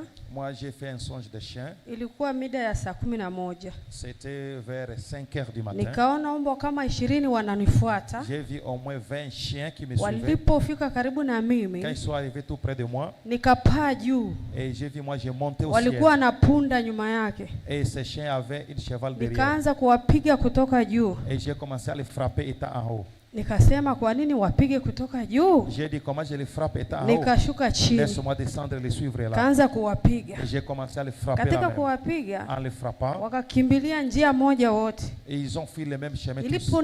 Nilipoamka asubuhi, Quand je me suis réveillé le matin, nikamwita wifi yangu. j'ai appelé Nikamwambia mimi ndoto zangu haziendagi chini. quelqu'un et j'ai dit moi mes songes ne Nimeota tombent moja pas. mbili tatu. J'ai songé comme ça. Nimeona mbwa J'ai fait les wako chiens na punda, et avec une cheval nimewapiga et je les ai frappés wakakimbia na hii et njia. ils se sont fuis de cette Saa route. hiyo saa 2 À cette même heure, maintenant c'était 8 heures nikaona du mdogo matin. wangu anakuja, J'ai vu ma petite sœur venir amebeba mawe, avec des pierres. anaelekea njia hiyo hiyo. Elle s'est dirigée Nikasema kwa vers nini le même amemwacha chemin. mke wake shambani? J'ai dit comment est-ce Kwa nini que ça se wasifanye passe? kazi? Est-ce qu'elle a laissé quelqu'un au Nikamfuata. champ? Quand je lui ai suivi, Wale mbwa hivyo hivyo nilivyowaota. aussi j'ai trouvé il est à Walikuwa même, kama le même 20 nombre hivyo de hivyo. chiens que j'avais vu en songe. Exactement la même chose. Nikawafuata, Et j'ai suivi nikaanza kuomba. et j'ai commencé à prier. Wakaweka kama kilingi Et ces chiens katika sont ulimwengu wa formés damu comme na une nyama cercle kabisa. Et c'était ça physiquement maintenant ça. Walipoweka Et kilingi, quand ils ont formé ça, nikamwambia mdogo wangu, j'ai dit à ma petite wewe sœur, ondoka, toi pars. hiki ni kitu kigumu. Ça c'est une grande chose. Wakaweka kama watu wanaoongea, Ils ont formé comme un cercle déjà qui converse. wakataka kumfuata yeye, Et ils ont voulu suivre ma petite sœur. wakamwacha, Ils l'ont laissé. wakaja Ils sont venus vers moi usawa wa huyu, comme à une distance comme nikaona ça. nimeisha, J'ai dit comme si je n'ai pas pris Nikafunga la macho. force. J'ai fermé les yeux. nikaomba katika roho. J'ai commencé à prier en esprit. Wale mbwa wakaanza kurudi nyuma, Et ces chiens ont commencé à reculer. wakaenda hivyo hivyo nilivyoona. Et ces chiens ont parti Ile comme j'ai ile vu en njia songe. niliyoona, Même chemin. wakaenda wakatokea Et huko, ils sont partis jusque sio là. mara moja, Et ça, c'est pas une seule sio fois. mara mbili. C'est pas deux fois. Napiganaga na mbwa sana Donc katika moi, ulimwengu wa je roho, me bats avec les chiens beaucoup dans le monde de l'esprit. tena wakubwa, sio wadogo. Alors des grands chiens, pas même des petits chiens. Cela prouve à suffisance Hiyo inadhibitisha que tu kabisa avais reçu une visitation des sorciers. kwamba wachawi Mais puisque wako tu le vois wanakupigania. souvent, Lakini kwa gisi unaiona mara nyingi, tu dois chercher la délivrance. lazima uombewe maombi ya kufunguliwa. Amen. Amen. Donc quand vous rêvez comme ça, Kwa hiyo unapohota hivyo, vous êtes dans la sorcellerie. yani uchawi unahusika, Ce qu'on appelle la sorcellerie inconsciente. na ni uchawi unaoitwa uchawi wa bila Vous mtu êtes kujitambua. utilisé par ces pouvoirs. Ina maana unatumiwa na nguvu hizo. Il faut chercher la Kwa hiyo délivrance. kutafuta maombi ya kufunguliwa. Les âmes pareilles Nafsi kama hizo ne peuvent jamais hériter le royaume des cieux. hazitaridhi ufalme wa Ils Bwana, ne peuvent en aucun cas hawawezi aller au ciel. kwenda mbinguni. Amen. Amen. Ils ne peuvent jamais aller au ciel. Hawawezi kwenda mbinguni. Tu dois chercher la délivrance. Tafuta kufunguliwa. Si la délivrance n'intervient pas, Ikiwa kufunguliwa kutende kazi, tu ne verras jamais les seigneurs. uwezi wana ufalme wa Mungu. Deuxième, quatrième type de la sorcellerie, Aina nyingine ya uchawi c'est se retrouver toujours dans des réunions. ni kuota daima huko kwenye mikutano.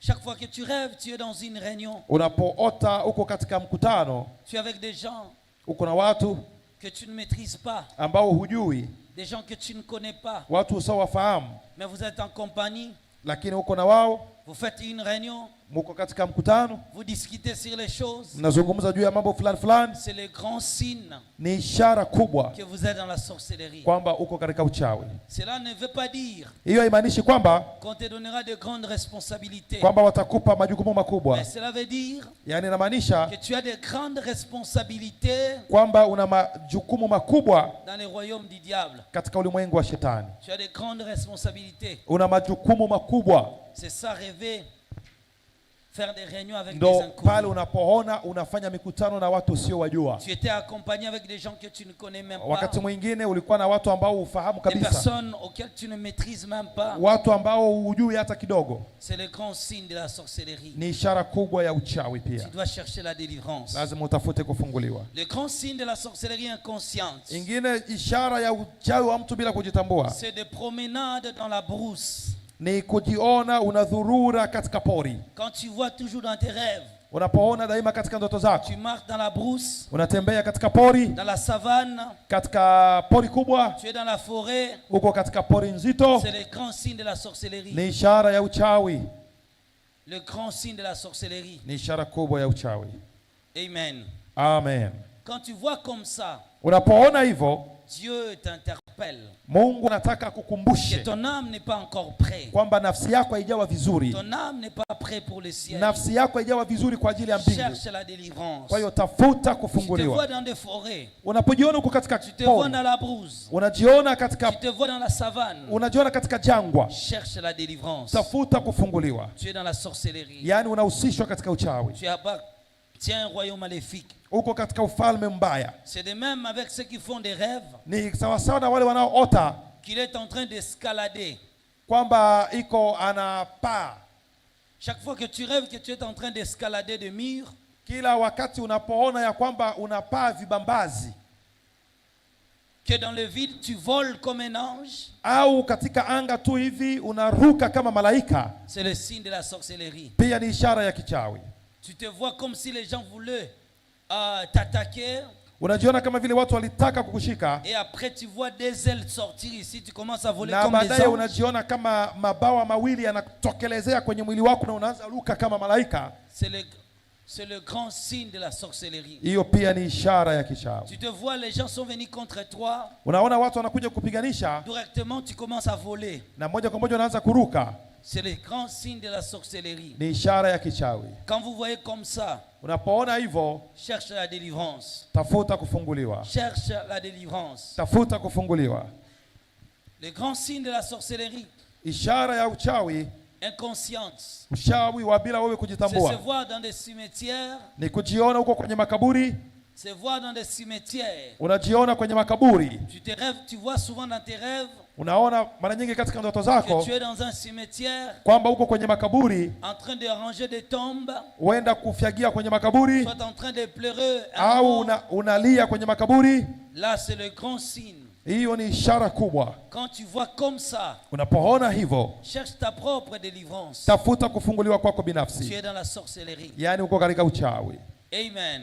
Amen. Quand tu rêves encore Unapoota pia dans tes nuits, katika usiku, dans tes sommeils, katika unapolala, tu vois unaona que tu te retrouves par exemple unajikuta kwa mfano dans un endroit fermé, mahali ambapo panafungwa que tu te contentes de rester là.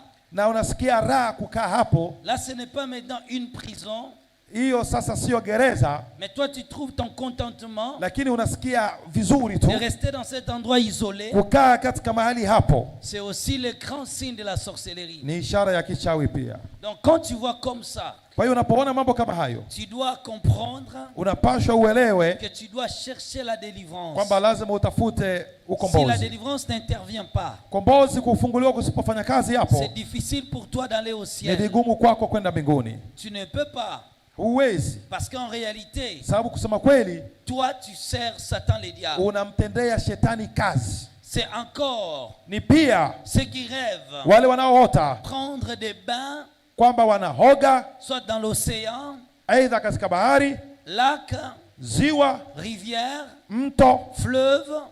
mto mkubwa. Tout ça, c'est le grand signe de la sorcellerie. Hizo zote ni ishara za kichawi. Soit tu rêves la nuit, Au unaota usiku, tu es en train de nager, unaogelea je ne sais pas où, sijui wapi, c'est le grand signe de la sorcellerie. ni ishara ya kichawi pia. Et si tu rêves encore Na ukiota pia de rêves de transformation, kwamba unaota unageuka, tu es en train d'observer une personne unatazama mtu qui se transforme. ambaye anajigeuza, Ah, je ne sais pas, insecte, sijui kidudu, je ne sais pas quoi, sijui nini, c'est le grand signe de la sorcellerie. ni ishara pia ya kichawi. Si tu rêves la nuit, Unapoota usiku, que tu fais des rêves, tu te vois unajiona en train de disparaître, unapotea potea, c'est le grand signe de la sorcellerie. ni ishara pia ya kichawi. Mais maintenant, Sasa comment trouver sa délivrance? unawezaje kupata kukombolewa kwako? Plusieurs personnes Watu wengi ont peut-être cherché la délivrance, wametafuta kukombolewa,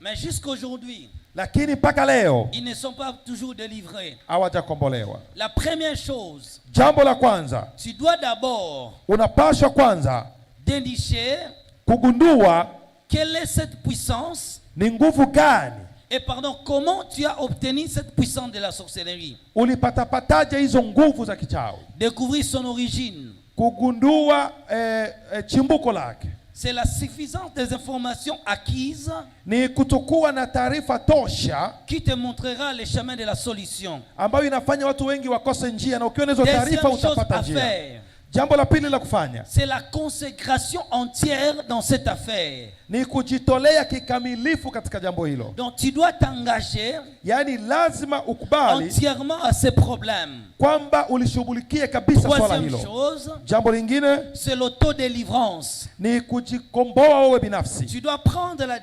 décision. Lazima uchukue uamuzi. En effet, l'autodélivrance, c'est quoi? Kujikomboa mwenyewe ni nini? C'est la délivrance personnelle. Ni kujishughulikia wewe mwenyewe katika Tu dois kujikomboa. t'engager toi-même Yaani wewe mwenyewe uchukue à uamuzi briser ce pouvoir, kuvunja hizo à nguvu, briser ce domination, kuvunja huo kutawaliwa à huko, chasser la sémence du diable installée en toi, kufukuza mbegu ya shetani ambayo imewekwa ndani yako, s'opposer à cette puissance, kupingana na hizo nguvu, s'opposer à cette autorité, kupingana na hiyo mamlaka, combattre ces esprits impies. kupiganisha hizo pepo chafu. Donc tu dois t'élever à l'autodélivrance. Kwa hiyo lazima usimame na kujiombea. Quatrième point, Jambo la 4 c'est une vie de jeûne, ni maisha ya funga, de jeûne à sec.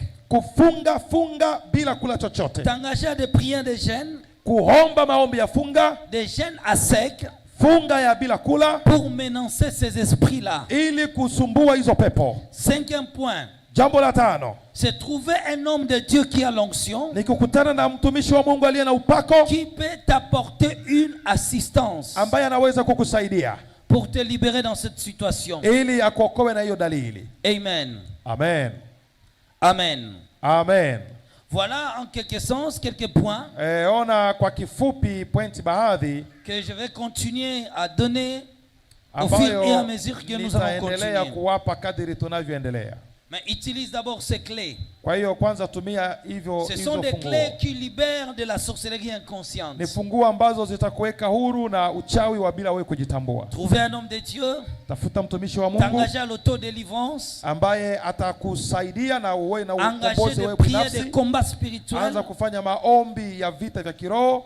Cela te permettra à te libérer de cette influence, Hiyo itakusaidia kujiokoa na hizo nguvu za giza, à te libérer de cette influence maléfique. kujikomboa na hizo nguvu za kishetani. Voilà la dernière catégorie des adeptes du diable. Ona aina ya mwisho ya waumini wa shetani. Et là, Na hapo ça ne regarde pas ton appartenance, hiyo haijali wewe ni wa upande upi. chrétien ou païen. Unaweza ukawe Mkristo au Le mpagani. diable s'en sert de ces gens-là, Shetani anatumia watu et wote, surtout des chrétiens qui ignorent leur position, na haswa Wakristo wasiojitambua qui sont faibles spirituellement, ambao ni wadhaifu kiroho, sont victimes de ces manœuvres maléfiques. ndio ambao shetani anawatumia. C'est pourquoi Ndio maana tu dois maintenant chercher la délivrance. napaswa kutafuta ukombolezo. Donc c'est la dernière catégorie des adeptes du Ina diable. maana hiyo ni aina ya mwisho ya watumishi wa shetani. Tout ce que j'ai énuméré Hayo yote ambayo nimetaja hapa sera maintenant l'objet de ma visite.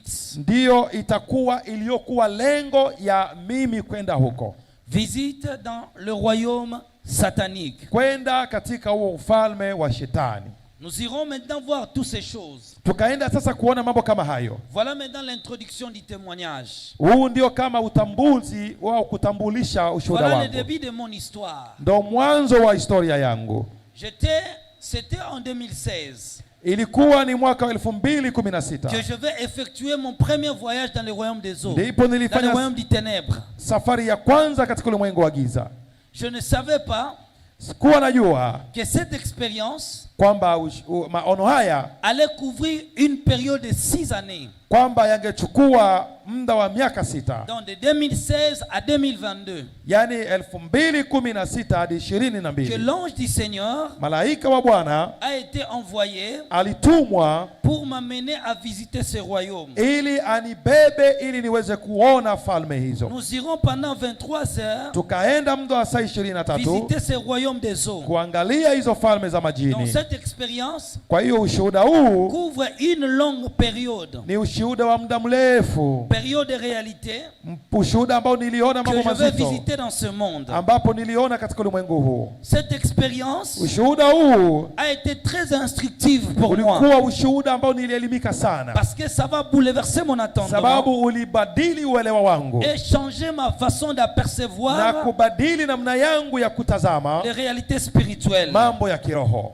Les réalités vécues Mambo niliyoyaona dépassaient l'imagination. yalipita akili zangu. Des êtres que j'ai rencontrés là-bas, Watu niliokutana nao, des esprits que je vis, roho nilizoona, je ne pouvais pas comprendre. sikuweza hata mwenyewe kuelewa, Ça dépassait mon entendement. ilipita hata kuelewa kwangu. Dans ce royaume, Katika ufalme je huo vais découvrir nikagundua que ces puissances polluaient le monde kwamba hizo nguvu zilikuwa zikiharibu dunia et pia, contrôlaient la terre. na walikuwa wanatawala Le dunia. corps des hommes Miili ya wanadamu ne représentait aucun obstacle haikukuwa inawakilisha kizuizi pour leur chochote destin, ili hao wafanye kazi pour leur yao, dessein. ili wafanye kazi yao. Ils véhiculaient dans le corps, Wao walikuwa wakitembea katika ils miili, contrôlaient les sangs, walikuwa wanatawala ils damu, marchaient dans la vie des hommes. walikuwa wakitembea katika maisha ya Les wanadamu. démons possédaient les corps, Mapepo yakishika les corps des mihili, pasteurs, mihili ya les wachungaji, corps des évangélistes, mihili ya wainjilisti, les corps des fidèles. mihili ya La waumini, pensée humaine mawazo ya a binadamu été contrôlée par leur yote pouvoir. ilikuwa inatawaliwa na nguvu zao. Ces puissances-là Hizo nguvu contrôlaient la mentalité des hommes. zilikuwa zinatawala tabia za Ils wanadamu, avaient le pouvoir partout. walikuwa na mamlaka kila Ils mahali, contrôlaient des territoires. walikuwa wanatawala mpaka Ils miji, dirigent des nations. walikuwa wanaongoza Ils mataifa, dirigent les mentalités. wanatawala hata akili, Ils contrôlent l'éducation des maisons. wanatawala mpaka elimu ya Ils kibinadamu, surveillent les couples. wanatazama hata ndoa zenu. Ces esprits-là Hizo roho sont hizo terrifiants. ni roho chafu Ce sont nos adversaires. au ni maadui Les zetu. esprits auxquels je vais témoigner. Hizo roho ambazo nitawashuhudia habari J'ai zake, rencontré ces esprits. nilikutana nazo hivi Ils hivi, étaient très cruels. ni roho chafu J'ai mno, rencontré leur royaume. nilikutana nazo katika ufalme Tout wao. ça Hiyo yote sera l'objet ndiyo lengo de notre témoignage ya mimi kwenda kuona ushuhuda durant huu, tous ces jours. na ni ushuhuda ambao nitawashuhudia Aujourd'hui, siku c'était zote mon hapa. introduction. Leo tu ni kutangulia. Que Dieu vous bénisse. Naomba Bwana wabariki. Mettons-nous debout. Tusimame sote wima, Nous allons maintenant prier. tutaomba Mungu wetu, Nous allons maintenant prier. tutaomba sasa. Maintenant, tu vas prier. Sasa na wewe utaomba, Tu vas d'abord demander pardon à Dieu utaomba kwanza Mungu msamaha pour tout ce que tu as fait dans tes songes. kwa yote uliyotenda mabaya katika ndoto zako. Les songes est ton réelle personne. Ndoto zinafunua utu wako halisi Et ta vie réelle spirituelle. na inaonyesha maisha yako halisi ya kiroho. Dieu jugera le monde Mungu atahukumu dunia aussi contre les actions qu'ils ont fait spirituellement. na atahukumu pia matendo yako ya kiroho. Voilà, je donne au pasteur Stani Kwa hiyo nampatia mchungaji Stani de nous diriger pendant 5 minutes kwamba atuongoze katika dakika 5 avec des sujets utiles.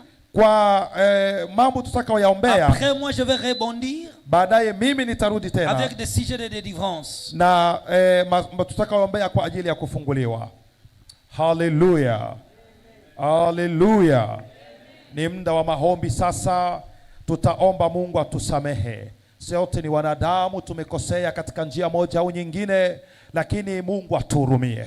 Yeye alikufa Kalvari kwa ajili yetu. Mengine shetani anatuingiza bila sisi kutambua, bila sisi kujua. Kwa hiyo tuanze kwanza na kuomba msamaha. Nous allons d'abord tous demander pardon à Dieu, demander à Dieu de nous pardonner de tout ce que nous avons fait. Kwa hiyo tuliotenda mabaya, tuombe sasa sote katika jina la Yesu. Omba ukipiga makofi, omba ukipiga makofi ukimwambia Mungu akusamehe, ambia Bwana akuhurumie, ambia Yesu akuoshe kwa damu, kwa yote uliyopitia mabaya, kwa yote uliyotenda mabaya, kwa mambo uliyoota mabaya, uliyoyatenda katika kiroho, sababu dhambi za rohoni pia zitahukumiwa. Maandiko yanasema roho itendayo dhambi itahukumiwa. Ina maana roho pia itahukumiwa, si mwili peke yake utakahukumiwa, na roho pia itahukumiwa. Ndio maana unaomba utakaso, huo utakaso wa roho, huo utakaso wa nafsi na utakaso wa mwili pia. Omba katika jina la Yesu. Omba, omba, omba kwa sauti kubwa ukipiga makofi.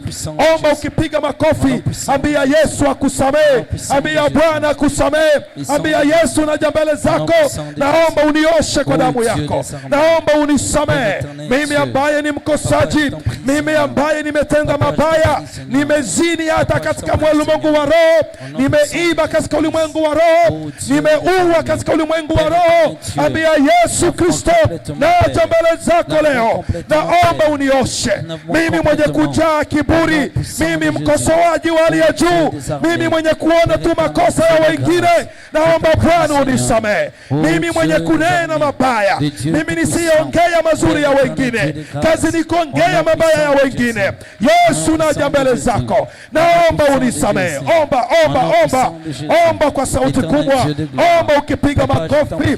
Mlilie Bwana kusamehe, mlilie Bwana kusamehe, mwambie Yesu akusamehe. Bado yuko kwenye kiti cha rehema, damu yake bado inatenda kazi na yuko tayari kukusamea.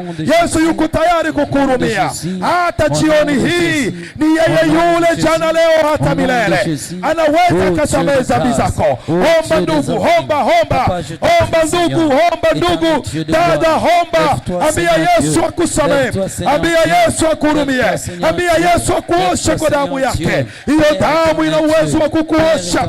Na leo jioni utoke tofauti, na leo jioni utoke tofauti, sababu damu ya Yesu bado ipo. Hiyo damu inatenda kazi. Mwambie Bwana kusamehe, mwambie Bwana kurumie. Omba, omba, omba, omba, omba, omba, omba, omba, omba, omba, Omba, omba, omba, omba, omba, omba, omba, omba, omba kwa jina la Yesu Kristo. Kwa jina la Yesu Kristo. Ambia Bwana, naomba unisamehe. Ambia Bwana, naomba unihurumie. Ambia Bwana, unioshe kwa damu yako. Unioshe kwa damu yako. Bwana, nimehusishwa katika uchawi bila mimi kujua. Bwana, nimehusishwa katika ulimwengu wa giza bila kujua. Ambia Bwana akusamehe. Hallelujah, hallelujah, hallelujah. Hallelujah, hallelujah, hallelujah. Hallelujah, hallelujah, hallelujah. Hallelujah, hallelujah, hallelujah. Nisikilizeni tena, nisikilizeni sasa. Sasa tutabadili maombi. Tutaomba Mungu atuongezee nguvu za Roho Mtakatifu. Mungu atuongezee nini? Mungu atuongezee nini? Mungu atuongezee nini? Sababu ndizo nguvu pekee zitatusaidia kushinda nguvu za ibilisi. Nous allons maintenant prier à Dieu d'augmenter la force du Saint-Esprit en nous. Kila mmoja ataomba kwa nguvu na kupiga mikono na kumlilia Mungu amwongezee hizo nguvu. Kama hujampata, ambia Mungu akujaze hizo nguvu. Karibu katika maombi. Karibu kwa jina la Yesu. Omba sasa, omba sasa, omba sasa. Bwana kujaza hizo nguvu. Bwana kuongezea hizo nguvu. Hizo nguvu za Roho Mtakatifu. Huo uwepo wa Roho Mtakatifu ukujae na ukutawale katika jioni ya leo. Utoke hapa mama tofauti, utoke hapa baba tofauti, ambaye umejawa na hizo nguvu za kipekee, ambaye umejawa na huo uwepo wa kipekee. Omba katika jina la Yesu. Oh Yesu Kristo Mungu wetu, tulilie nani Bwana? Tupige magoti kwa nani? Sababu sisi binafsi hatuwezi. Katika dunia hii chafu, katika dunia yenye kujaa uchawi, katika dunia yenye kujaa mapepo, kila mahali ukitazama unaona laana na dhambi. Tukimbilie wapi Yesu isipokuwa tuje kwako ili kwamba tukulilie? Ndio maana Bwana, katika jioni ya leo twaomba utujaze kila mmoja wetu mahali ambapo hawezi, ukamwongezea hizo nguvu. Hizo nguvu za Roho Mtakatifu ni ahadi yako Bwana, ambayo uliahidi kanisa lako, na hakuna wezaye Ukristo kama hizo nguvu hujamwongezea. Hakuna wezaye kusimama kama hujamwongezea nguvu za Roho Mtakatifu. Kuna yule hapa Bwana ambaye nguvu zimepungua ndani yake. Kuna dada mwingine hapa ambaye anahitaji Roho wako zaidi.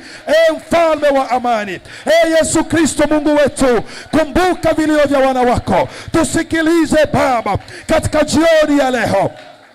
Katika jioni ya leo tuomba hizo nguvu. Roho wako Mtakatifu, Roho wako Mtakatifu ajae hizi nafsi sasa. Roho Mtakatifu, Roho Mtakatifu, Roho Mtakatifu, Roho Mtakatifu ajae hizi nafsi. Aguse kila mmoja, aguse kila mmoja. Roho Mtakatifu, Roho Mtakatifu, gusa, gusa, gusa, gusa, gusa, gusa, gusa, gusa, gusa, gusa, gusa, gusa, gusa, gusa katika jina la Yesu Kristo, katika jina la Yesu Kristo. Walio na mioyo migomo, Roho Mtakatifu waguse ambao hawawezi. Roho Mtakatifu waguse ambao ni wagonjwa. Roho Mtakatifu waguse ambao hawajiwezi. Roho Mtakatifu waguse ambao hawawezi tena maombi. Roho Mtakatifu waguse ambao wameshindwa kukuabudu. Roho Mtakatifu waguse ambao wamefungwa vifungo vya giza. Roho Mtakatifu waguse ambao wako katika shimo za giza. Roho Mtakatifu waguse. Gusa sasa, gusa Roho wa kweli. Pokea hiyo nguvu za Roho, nguvu za Roho, nguvu za Roho, nguvu za Roho, nguvu za Roho, nguvu za Roho, nguvu za Roho katika jina la Yesu, katika jina la Yesu, jina la Yesu, katika jina la Yesu, katika jina la Yesu Kristo, katika jina la Yesu Kristo, katika jina la Yesu Kristo, katika jina la Yesu Kristo, katika jina la Yesu Kristo.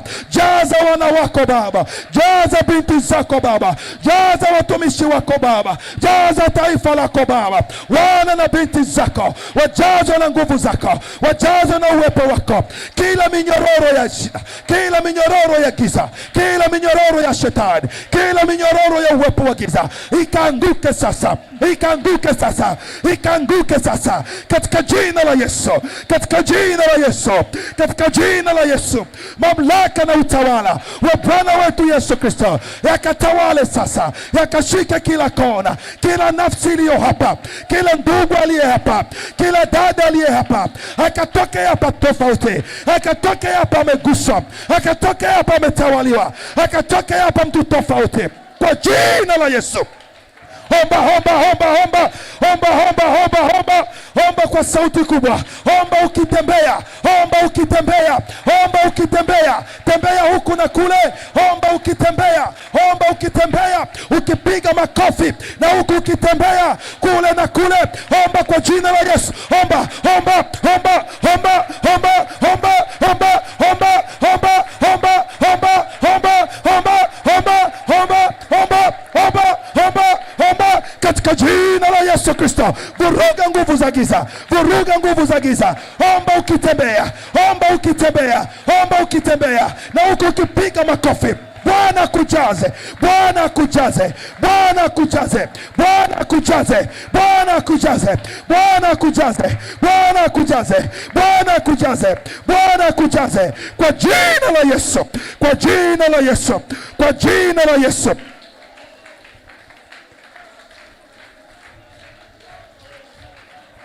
Yes. Sawa. Nous allons prier. Tutaomba tena. Tu vas dire à Dieu Utaambia Mungu que toute nourriture, kwamba kila chakula chair humain, ambacho ulikula cha kibinadamu, que tu as mangé dans la nuit, ambacho ulikula usiku, que tu as mangé pendant la nuit, ambacho ulikula usiku, toutes sortes de nourriture kila aina ya chakula que tu manges la nuit, ambacho unakula usiku, qui t'a fait entrer ambacho dans kimekuingiza l'alliance avec le diable, katika agano na mashetani, tu vas dire à Dieu, utaambia Mungu aujourd'hui, leo je vomis toute cette nourriture, kwamba natapika hicho chakula que le kibaya, feu de Dieu kwamba moto wa Bwana me libère de toutes ces nourritures du ténèbre. uniokoe na hicho chakula cha ulimwengu wa Battez giza. les mains, prions au nom de Jésus-Christ. Piga makofi, omba kwa jina la Yesu Au nom Kristo. puissant de Jésus. Hallelujah, hallelujah, hallelujah, hallelujah.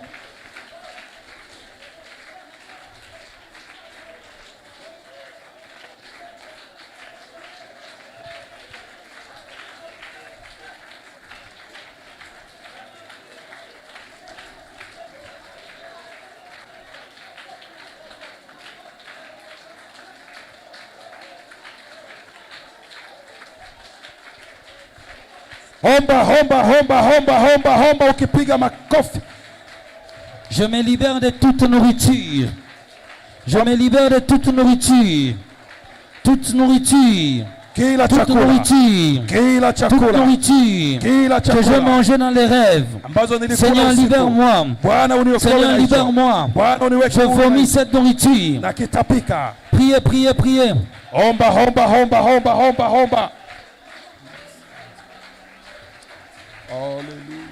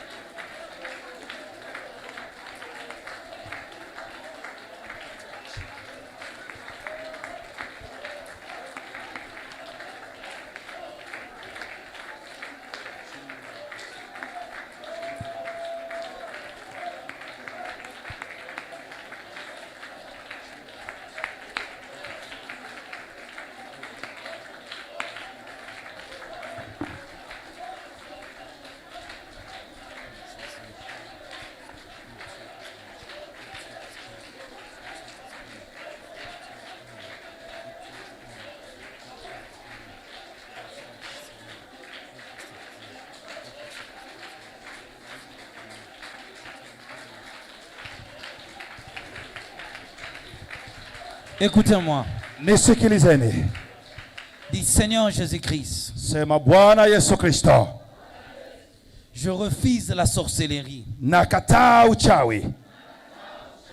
Toute domination Kila mamlaka de la sorcellerie ya kichawi qui travaille en moi ambayo inafanya kazi ndani yangu sans que je le sache. bila mimi kujitambua, Je déclare aujourd'hui nasema leo que le feu de Dieu kwamba moto wa Mungu descend sur moi ushuke juu yangu et enlève cette semence. na kuondoa hiyo mbegu. Prie au nom de Jésus-Christ. Tuombe kwa jina la Yesu Kristo.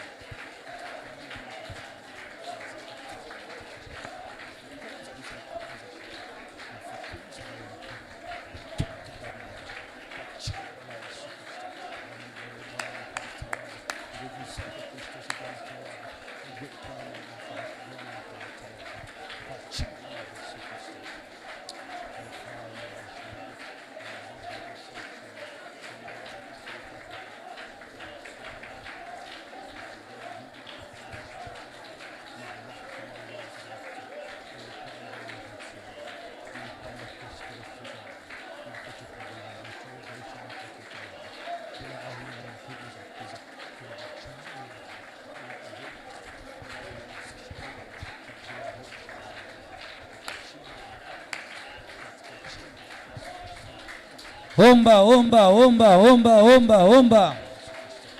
Omba, omba, omba, omba. Piga makofi, piga makofi, piga makofi. Piga makofi, piga makofi, omba, omba, omba. Piga makofi, piga makofi, omba, omba, omba. Piga makofi, piga makofi, omba, omba, omba, omba.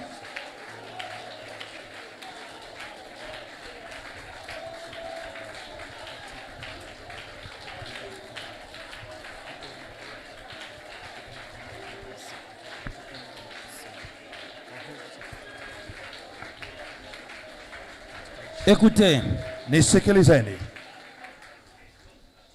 tu vas dire Seigneur Jésus-Christ.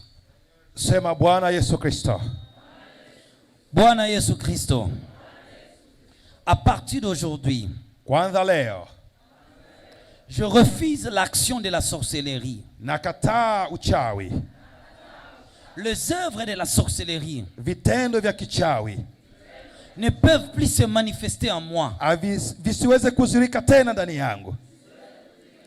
Je coupe leurs alliances, Ninakata agano zao, leurs accords. ninakata mikataba yao, Je mets fin à leurs manœuvres. naweka mwisho kwa wao kunitumia.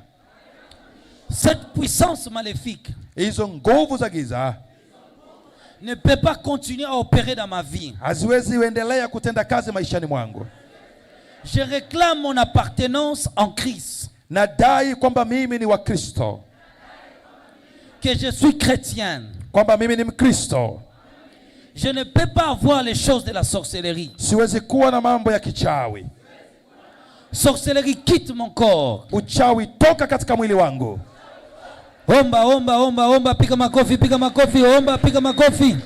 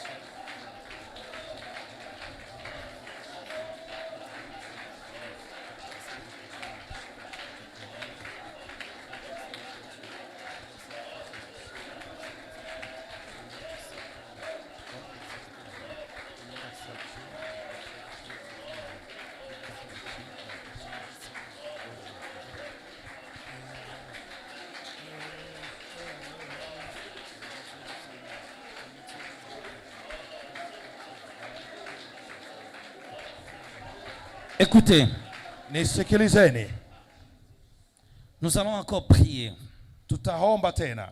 Nous allons dire à Dieu, Tutaambia Mungu je retire mon âme, kwamba naondoa nafsi mon yangu, esprit roho yangu dans le monde des sorciers. katika ulimwengu wa kichawi. À partir d'aujourd'hui, Kuanza sasa je ne serai plus serviteur des sorciers. sitakuwa tena mtumishi wa Ils wachawi. ne peuvent plus m'utiliser. Hawawezi tena kunitumia. Que la sorcellerie Kwamba uchawi de mon sang, wa damu la yangu, sorcellerie qui coule dans mes veines, uchawi unaotembea katika la mishipa sorcellerie yangu, liée à mon nom, uchawi ambao unaambatana la na jina sorcellerie liée à langu, ma personne, uchawi ambao unaambatana na qui me utu rend wangu, agent du diable, ambao unanifanya kuwa qui mtu me wa fait shetani, serviteur du diable. ambao unanifanya mtumishi wa À shetani. partir d'aujourd'hui, Kuanza leo je coupe ces liens-là de la na sorcellerie. kata huo uhusiano wa Je kichawi. ne serai plus dans leurs organisations. Sitakuwa tena katika vikundi Je ne vyao, serai plus dans leurs réunions. sitakuwa tena katika mikutano yao. Omba, omba, piga makofi, omba, piga makofi. Yesu Kristo wa Nazareti.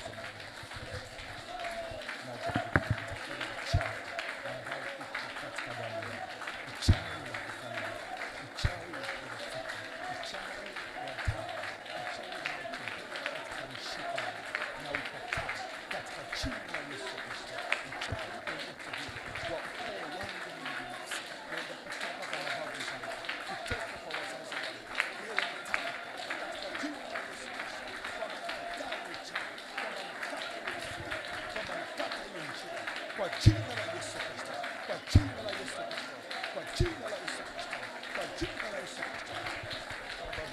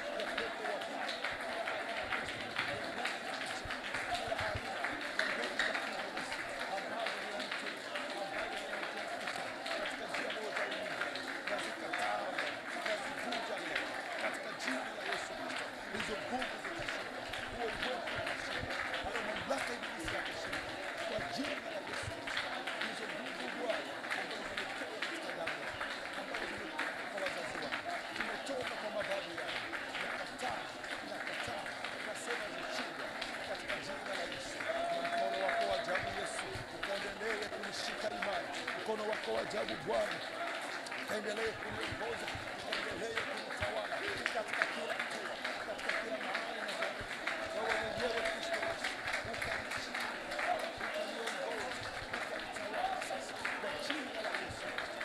Maana Bwana tutakualika katika jioni ya leo. Okay. Sawa. Levez vos deux mains. Inua mikono yako miwili juu. Aujourd'hui, Seigneur, Sema leo Bwana, nous avons commencé le séminaire. tumeanza semina. Laisse que ce programme Wacha programu hii apporte la délivrance dans ma vie ilete kufunguliwa katika maisha yangu et que mon âme soit libérée. na nafsi yangu ikufunguliwe. Gardez silence. Kaini kimya. Seigneur, visite ton peuple.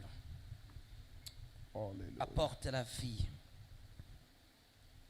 Libère les captifs de cette influence maléfique. Nous sommes inconsciemment utilisés. Hallelujah. Seigneur, envoie ton Esprit Saint. Jusqu'à quand nous serons victimes de l'influence maléfique? Jusqu'à quand nous serons victimes Hadi lini e Bwana de l'influence maléfique? tutaendelea kutumiwa na nguvu za Jusqu'à giza? quand Satan Hadi lini shetani continuera à ataendelea garder ton peuple ya kufunga taifa sous lako l'influence maléfique? chini ya nguvu zake? Seigneur, Bwana, brisez les chaînes, funja minyororo, chasse les semences fukuza hiyo mbegu qui ne t'appartient pas. ambayo ni mbegu isiyo ya Au kwako, nom de Jésus-Christ, kwa jina la Yesu que Kristo. nos âmes, Nafsi zetu, que nos esprits roho zetu soient libérés ziwekwe huru de tout manœuvre de la sorcellerie. na kila vitendo vya kichawi. Libère-nous, Seigneur. Bwana, tuweke huru. Touche ton peuple. Gusa taifa lako, Que ton onction upako wako libère.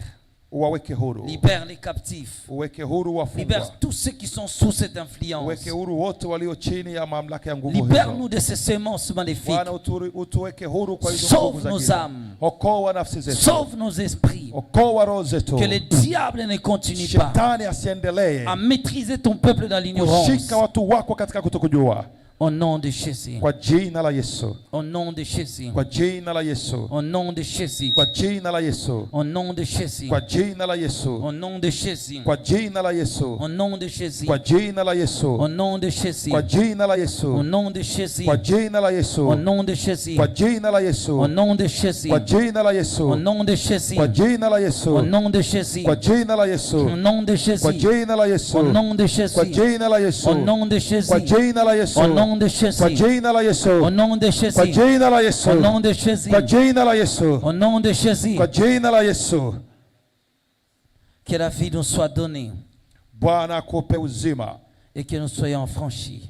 na tufunguliwe kabisa Au nom de Jésus-Christ. kwa jina la Yesu Kristo. Amen. Amen. Nous acclamons le Seigneur. Pigie Bwana mikono ya shangwe. Thank you, l'homme de Dieu. Karibu mtumishi. Shalom, shalom, shalom, chers tous. Que l'Éternel vous bénisse abondamment. Chers tous, je voulais vous parler de cette fameuse histoire de la chaparcelle de l'église Sacrée-Chapelle de Dieu. Notre église fait au moins 3 à 4 ans où il passe des moments très difficiles, de persécution, parce que nous sommes des locataires, nous subissons tellement des oppressions et nous n'arrivons pas à propager le message de l'Éternel comme il faut la propager. Alors, nous avons lancé cette opération $1, quelque chose insignifiante pour toi, $1, 1 euro, 2300 francs congolais, quelque chose insignifiante par rapport à tes ressources. Je sais que tu es tellement béni par Dieu. Dieu est merveilleux. Bien-aimé, cette contribution de $1, nous le ferons tous les jours de nos cultes. Nous avons un culte mercredi, nous avons un culte vendredi, nous avons un culte jeudi, ainsi qu'un culte le dimanche. Tous ces cultes-là, nous avons besoin que de ton apport de $1, 1 euro ou 2000 francs congolais. Est-ce que tu peux répéter avec moi? Je peux acheter une parcelle pour mon Dieu. Que l'Éternel vous bénisse.